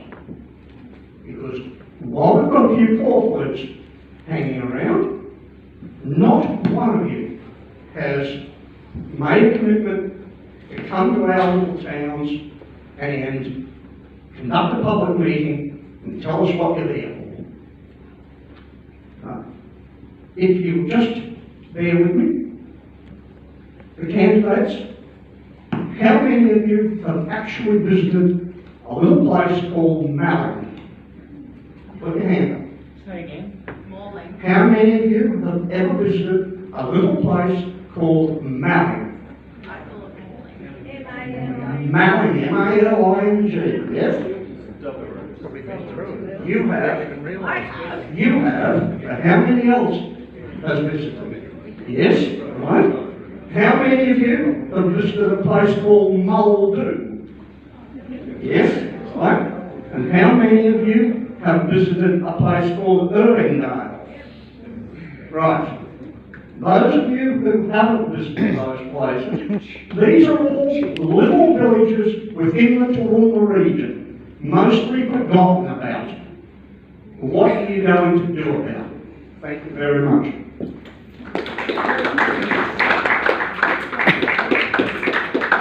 Just a quick response to your question about why a lot of us haven't been there. Now, I work full-time. I have a child at home and we have an overseas exchange student with us, and I'm also involved in community activities, and I think everyone here would have some kind of variation of those commitments. So ideally we would be getting to all of these places, but sometimes it's just very hard in amongst work and family commitments, and so we rely on group organised events like this and social media and people contacting us. I've had people all around the area messaging me for information. So it's not that we don't care, it's just that it's very hard practically to do all of that. And ideally we would do it, but we just can't.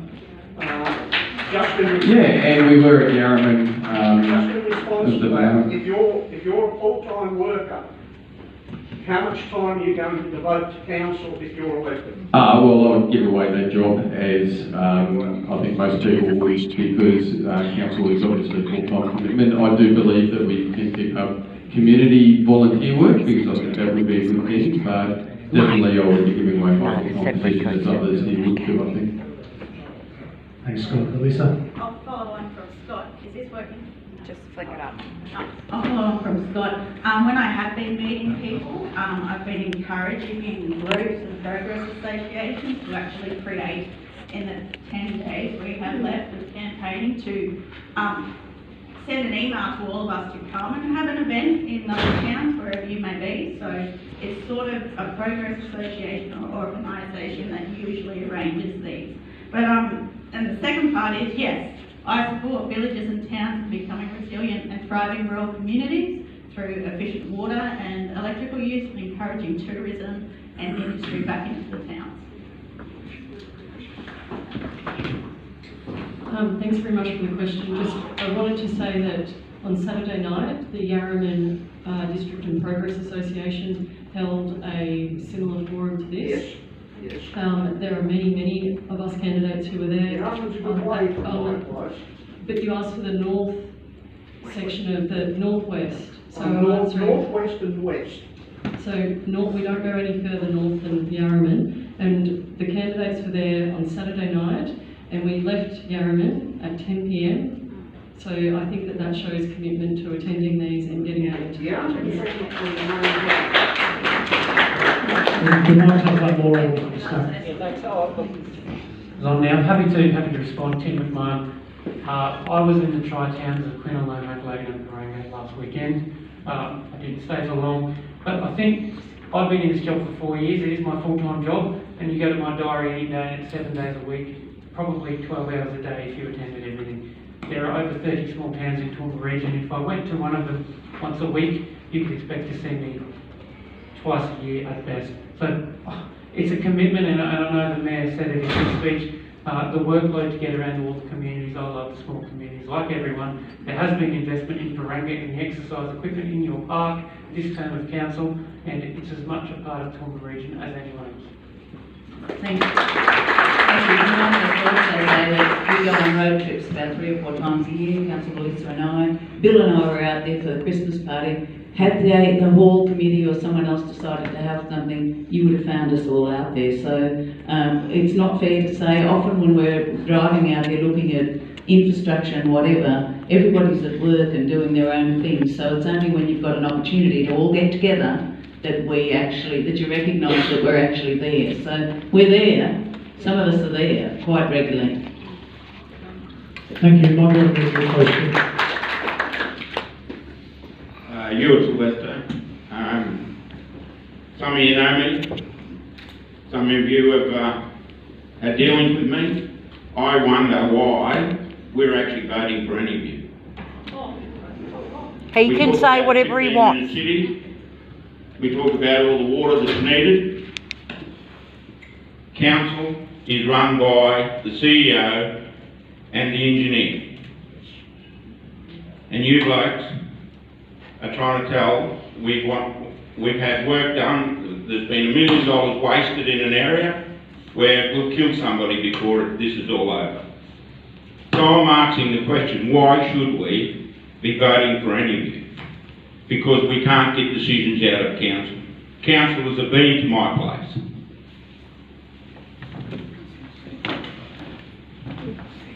And the work is still not done. Thanks, Stuart. That's why I said I'm committed to governance and best practice around governance, and that really means I have to respectfully disagree with you that the CEO and the engineer runs council. You know why? Because if you come into the boardroom and you observe a council meeting, you will observe that councillors make the decisions around strategic direction for the organisation, and it's been like that for the last 20 years of my involvement in local government. And furthermore, the Local Government Act prescribes that model, so I respectfully disagree with you, sir, that my colleagues alongside of me take it very, very seriously about what our community looks like, feels like, and how affordable that is, because guess why? We're all ratepayers too, and it affects us. And I beg your pardon, and I don't accept that, and I don't, we can take it offline out afterwards if you like, but the Local Government Act is very prescriptive, and I don't disagree with you where it calls for, and the Mayor has more than ably outlined our challenge here, a $270 million contract, a $205 million capital works program. You do the sums. We've got some challenges and it calls for strong leadership. There's no two ways about it. And that's why a council continues and has to continue to evolve. We can't stay the same and do the same things that we've always done. And I'll tell you, ladies and gents, that's going to come at a cost of hard decisions, and we're not all going to get what we all want, because that's the facts of the matter. And councillors do have the final say on those big ticket items.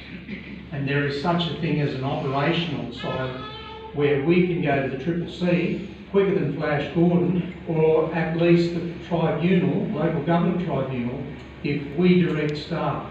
That's the Local Government Act. That's the world we work in. Thanks. Questions from the floor?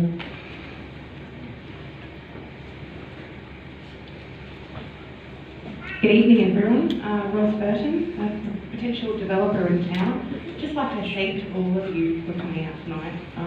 It's fantastic to hear from all of you. You've touched on it, a number of you have touched on it tonight, and I just thought I'd give you a bit of perspective from a potential developer trying to deal with council.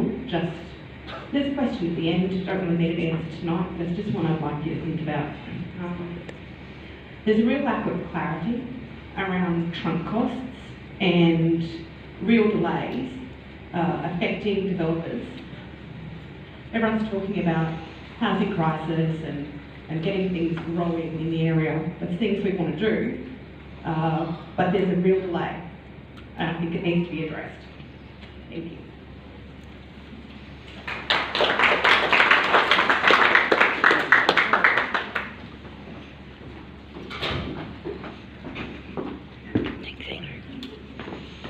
Good evening, everyone.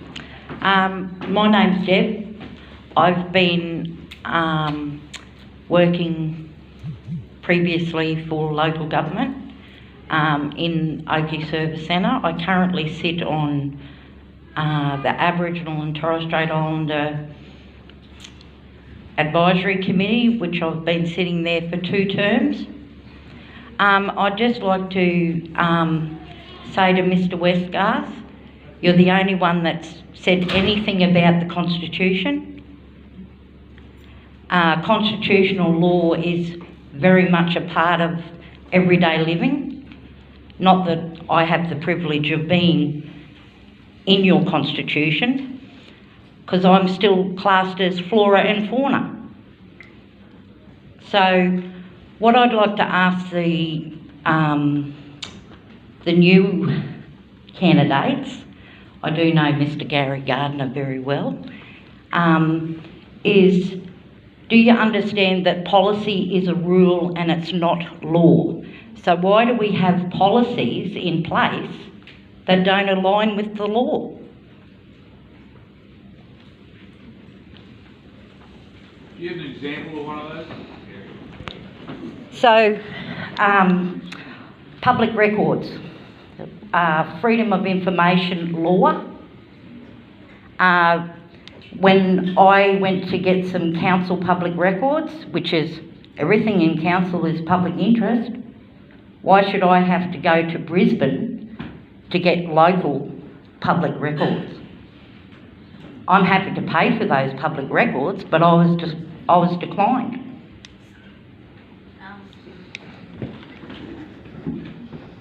I'm a customer service officer in Toowoomba Regional Council, so when you ring up council and you request those sort of documents, if I'm available, I'll be the one that will be actually talking to you.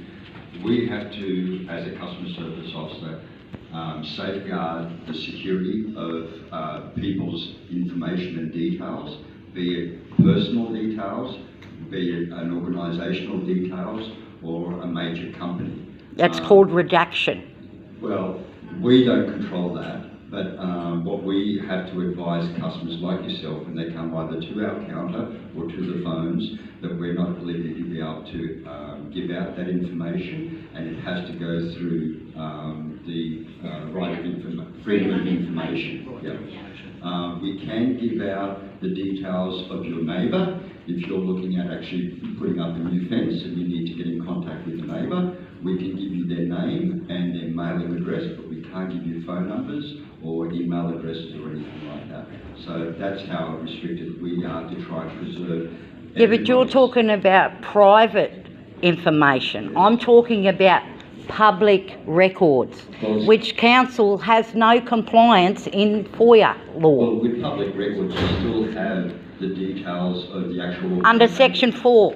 Okay, but you still have all the information in relation to the company that might be building a development that you're not happy about and wanting to find out more information. We can't just give you all that information. It's got to be make sure that you're wrong. Details of, well, that's what we've been told. Yeah. So council actually is not in compliance with the FOIA law, and there are seven parts of compliance which is supposed to be prominently displayed in every council service centre for the public to read that law. There isn't one.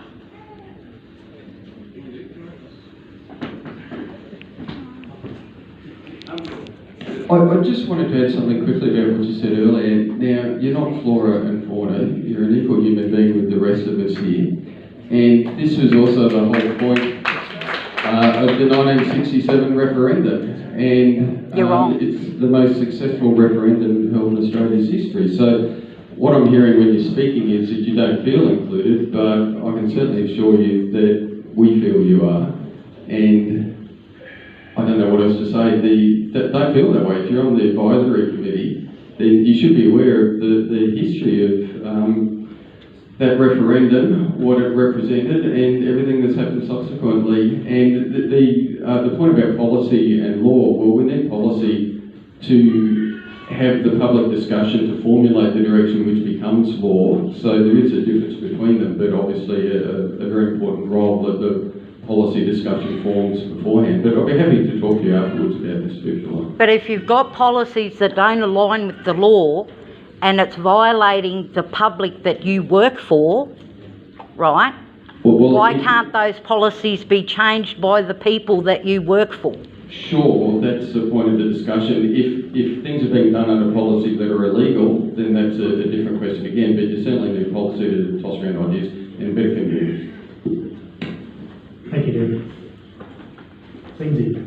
Lindsay Evans, my name. We've heard tonight about the size of the budget and so forth, but I think there are ways to improve that bottom line with efficiency. There is so much waste around the place. I see it in road building and compliance issues. I understand with environmental things that there's a blade of grass you're not allowed to tramp on, but hello, it's such an expensive exercise to drive trucks a couple of k's down the road to turn around because they're not allowed to turn around where they are. So there are a number of things that you could deal with, I think, as a group, as a council, to get efficiencies happening in those areas. And roads are very expensive to build, but they are a mess at the moment. The weather doesn't help, but there are a lot of things that could be done. And we see roads that have been formed up like highways and no one lives on them. And that is an absolute waste. Hill Road at Mount Irving, for instance. And there are roads around Falmouth that have been, no one lives on them, but they've been built up like a highway. Those sort of things should stop. And I think the efficiencies will trim a lot off that expense column in your council, so you should work on that. Thank you. Yes.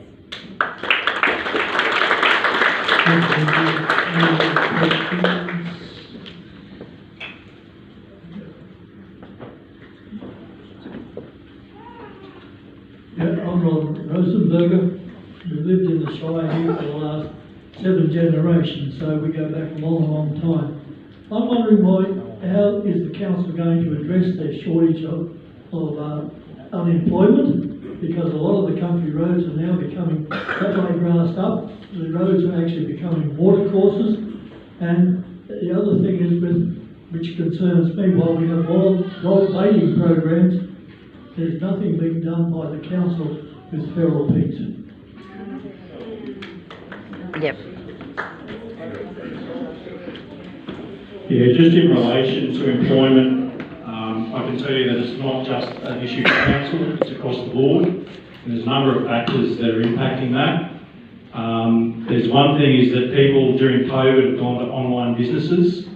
That has caused less people in the workforce, so there's less people to select from because they found that those businesses have allowed or covered a lot of their income. The second thing is we've got a current generation out there now that are prioritising work-life balance and mental health, and that organisations out there have to come and change the way they have their working arrangements to cater for that. And an example of that is my cousin's a supervisor for an electrical firm, and in the past where he'd need 30 staff to do the jobs because some would stay back after work during the week and come on the weekends, he now needs 40 to do the same work. He's still only got the same income, but he's paying more for the workers. So it's not something just solely for council, it is across the board for every agency out there. And council as an organisation, we have to make it attractive for the current generation. The generations in here, we're all about getting out there, doing as we're told, working. But if we want to attract the current generation, the 18 to 22-year-olds, we have to look at work-life balance.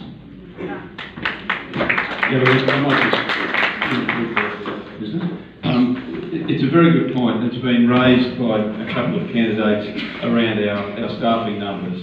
Okay, so we do have vacancies at the moment, around about 240, right, Trevor? Well done on the research. But what I would say to you is that although we have staff vacancies, we are also contracting work as well. So there is this balance. Now, you ask any business or any organisation, probably across the nation now, actually, and there is a challenge. There's a challenge to get qualified people, and there's a challenge to get people full stop. There's been a change. There's been a change since COVID. It has absolutely changed the social fabric of this nation and around the world. It's the same, right across. This morning I had the great pleasure of opening an engineering conference in Toowoomba for the next 2 days. We had 2 engineers who've only joined the organisation in the last 3 months, one from India, one from Bangladesh.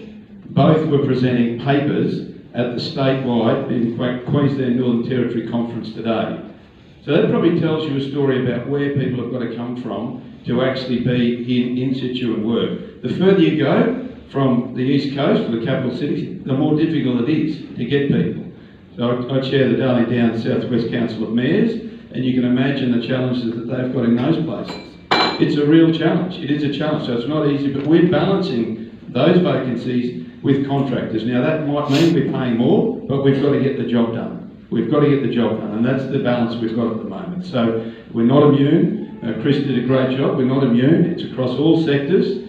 We have a retention and attraction strategy that is underway at the moment, and we're tweaking things. We're changing things as we go to make sure that we are an attractive. We're make sure an employer of choice. But that's a challenge. We're also under now. We've just started an enterprise bargaining agreement, which will then see a challenge for us from a staffing perspective, how much we're paying them, the different leagues, the balance of work-life balance. So that's happening at the same time. You have a chat with Gary Gardner about the new policies for state government around BPIC and the challenges they've got for delivering the same level of infrastructure at the cost. It's extraordinary what's going on. So we take the point. We do have 242 vacancies, but can I tell you this? The staff we have are absolutely extraordinary. Absolutely extraordinary. In a time of need, if there's a break of a pipe, if there's something gone wrong, you can be rest assured they'll be on site.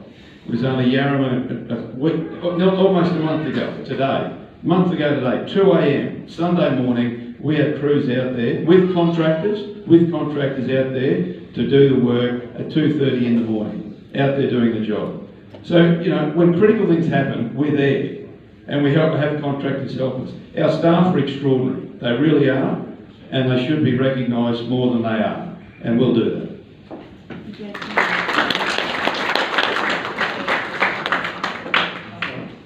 Yeah, thanks, Mayor. I sort of want to say the same thing. I read a report 100,000 engineers short Australia-wide. That's not a TRC issue, that's an Australian issue. Where we're going to find 100,000 engineers, I'd love to hear it. I wanted to pick up, sir, on your point around feral animal management. Now, biosecurity has been part of my portfolio for 4 years. I sit on various boards, including the Darling Downs Rabbit Board, which has a fence that tries to keep the rabbits out, but you know, they're on the clean side too. We have so many pests. They're called Toowoomba Region Home, right? You mentioned the dogs. There's the pigs, there's the rabbit, there's the deers, and they are a pest. Some people like them. Heck, we're this close to getting fire ants in Toowoomba Region. We've had 2 cases, and we need to make sure that they're not coming here to stay. I've done a lot of work on pigs and how we can best track them. The problem is, you go out there with a shotgun and sit behind a tree, and you wipe out 10% of the population within 6 months. It's back to where it started. So it can't be everyone just hiring a hunter and going to do these big things. We need a coordinated effort. And that means we need state government, we need local government, we need funding from the federal government to make sure that we're trapping, that we're hunting, that we're baiting, that we're doing all the right things. It's when you look at all the animals that are an issue in Toowoomba Region combined with all the plants that are invasive in Toowoomba Region, my problem is I fear it's an uphill battle. One that I'd hope we win, but I fear that with current funding levels from state and federal we won't.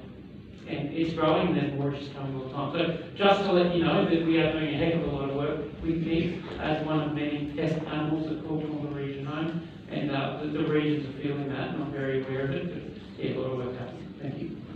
If I could add to that, I come from Gumby. That's where there's pigs. So the landowners have to, we all have to work together. But I just wanted to mention with the engineers, Australia only uses 50% of the engineers they need every year.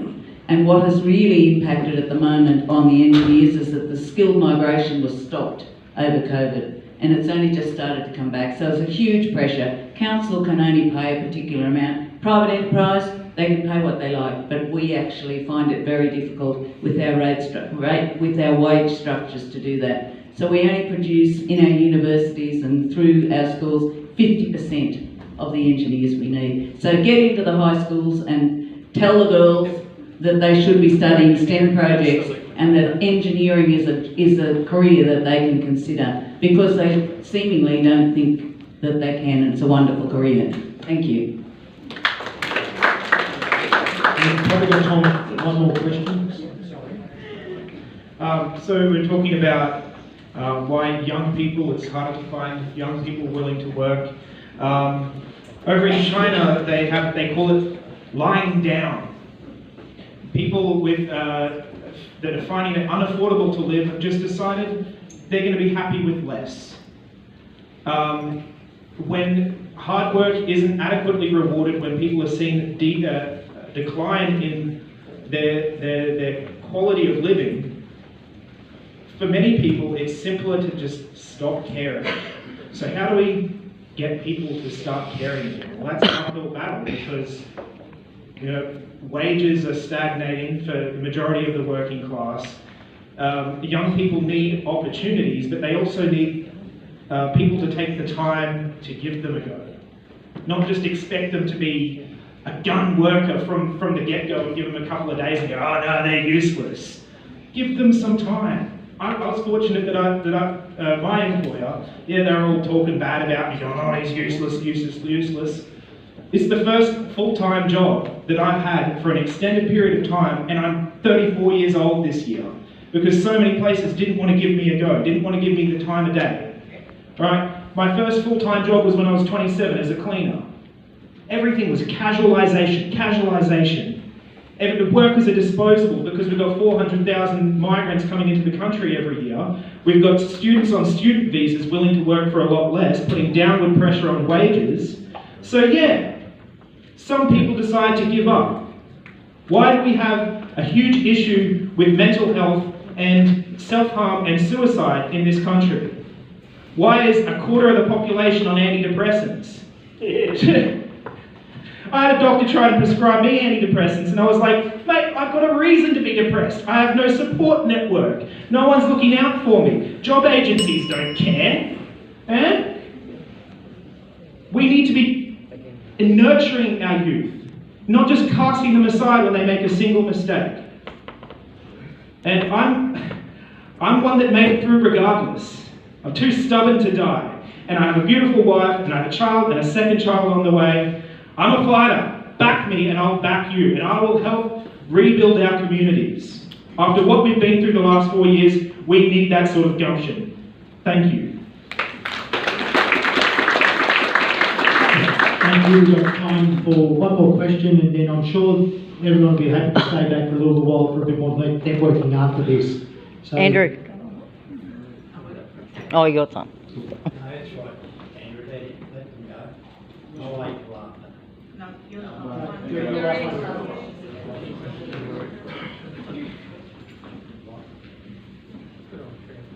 Mine actually is not a question. I'm concerned. I've been in this district. I was born here in Oakey. My family, my grandchildren are the 8th generation of the family in the area. I was originally, my father started Brookvale Park, which was 90 acres of Australian gardens with koalas and wildlife to give protection to our native flora and fauna. 2/3 of our Australian flora now is on the rare, endangered and almost extinct. I work voluntarily for the koala habitat here at Oakey, which is over near the army base.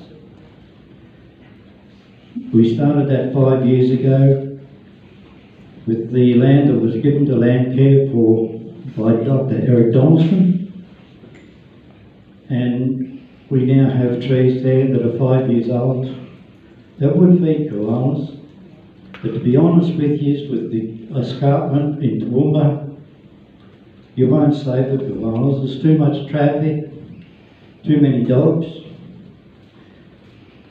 The only way you'll do that is if you combine with state and federal governments, buy 1,000 acres of hill country somewhere and develop a koala habitat, move the koalas off the area and save just the environment. And that's the way I look at it. And I'll leave you with that to think about. Thank you. They're territorial animals. they're not going to survive if they're moved away. He's an idiot. Sorry, Gracia. Just, yeah, okay. I just wanted to say a few things about the discussion we had before. One of the reasons I'm standing for council is I want to speak up. This has been happening for the last 16 years. When we first came to Toowoomba, me and my wife used to walk to city every day looking for job. We paid more than 10 times fees to university than the home student. We didn't take any cents. So far we haven't been paid any cents from government. There are many students in my community. I can talk about my community. I don't think there is anyone in the community, hardly anyone in my community, taking any government benefit. We struggle. We've been through a lot. So when we come here, it's not just to take money, government's money. We come here for better life. And there is genuine reason for that. Because the world is like one home now. What happens here happens in Nepal. So when this country is affected, that country is affected. So people there is disappointed. They look for opportunities and they think of better opportunities. Of course, better land. Australia happened to be one. So this is lucky country. That's why I came here. I didn't come here to make money and go home. I came here so I can create better future for my family. Because my daughter was just born, I didn't see any future there. Why would I leave country like heaven with beautiful Himalayas, river and everything? If we keep complaining, I'm going to pull my candidacy. If anybody talks about international students, if anybody wants to talk negatively. Because I call this home, this place home, I got equal right as everyone else here. And I need to be respected. So if anyone says international students, migrants doing this, the refugees come here to survive. How can we say something bad about them? Me and my wife, we walked to a child care and she is a nurse, registered nurse. She used to be a lecturer. We went to one shop looking for job and they laughed at her. They did. Same place, she went and worked for 16 years looking after elderly people. Now we're creating jobs. We employ people now. Do you think government gave us money? No. We created everything ourselves. I'm not saying because I'm wise, I'm strong. I'm saying that because we had opportunities. How many people I helped finding house? How many people? Me and my wife, we run business. But most of the time, we go and help people get into NDIS, finding houses. One of my friends, they bought house. Their house had sewerage problem. Whole house was lit. They lived outside for so long. They tried. Nobody heard. People go through bad times. All of us. When COVID happened, there were 50 students stranded at a student village. Nowhere to go. No government support. I bought bread and milk for several days. That's how we survive. I run for council. I don't want to fight with anyone. I don't want to prove myself. I just want to make sure we all understand each other. Because this country is home for so many. I'm first generation. You all had your parents, grandparents, someone came to this country. Except for people from indigenous background, whom I have.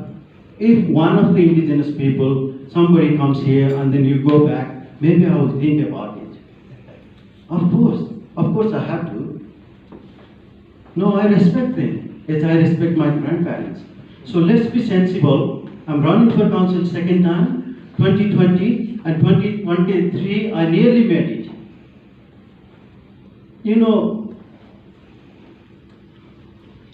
Forget about it. In 2009, me and my wife walked to Queen's Park because someone told us there's a cultural festival happening. We walked all the way there. When we got to the gate, we couldn't go inside because there was $10 entry. We couldn't pay that one. We went back, student village. We were hungry, we were cold, we went back. 2019, I sat there on the center stage as a president of Nepalese Association. We celebrated Nepali themed cultural festival in front of 25,000 people. I sat there with mayor, I sat there with vice chancellor, and I gave a speech. 2008 to 2019, 10 years. I turned my life around. I know everybody can't do that. We all need support. But what made me do that? Why do we only complain about others? This place is not for fight.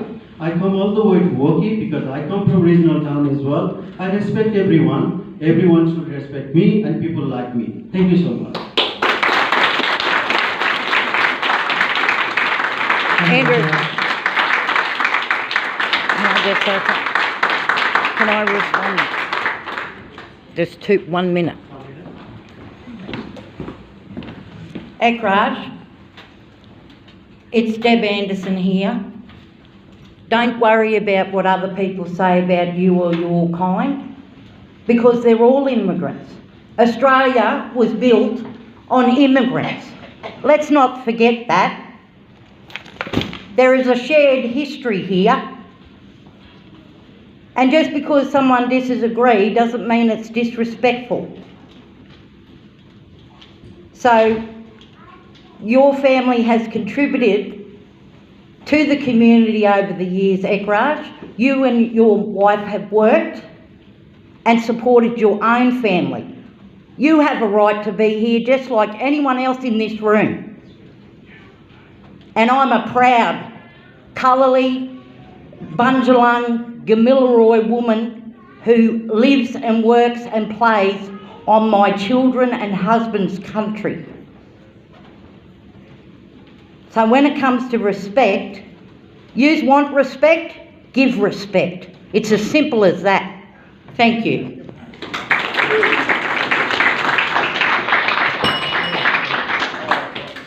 Thank you, everyone. And very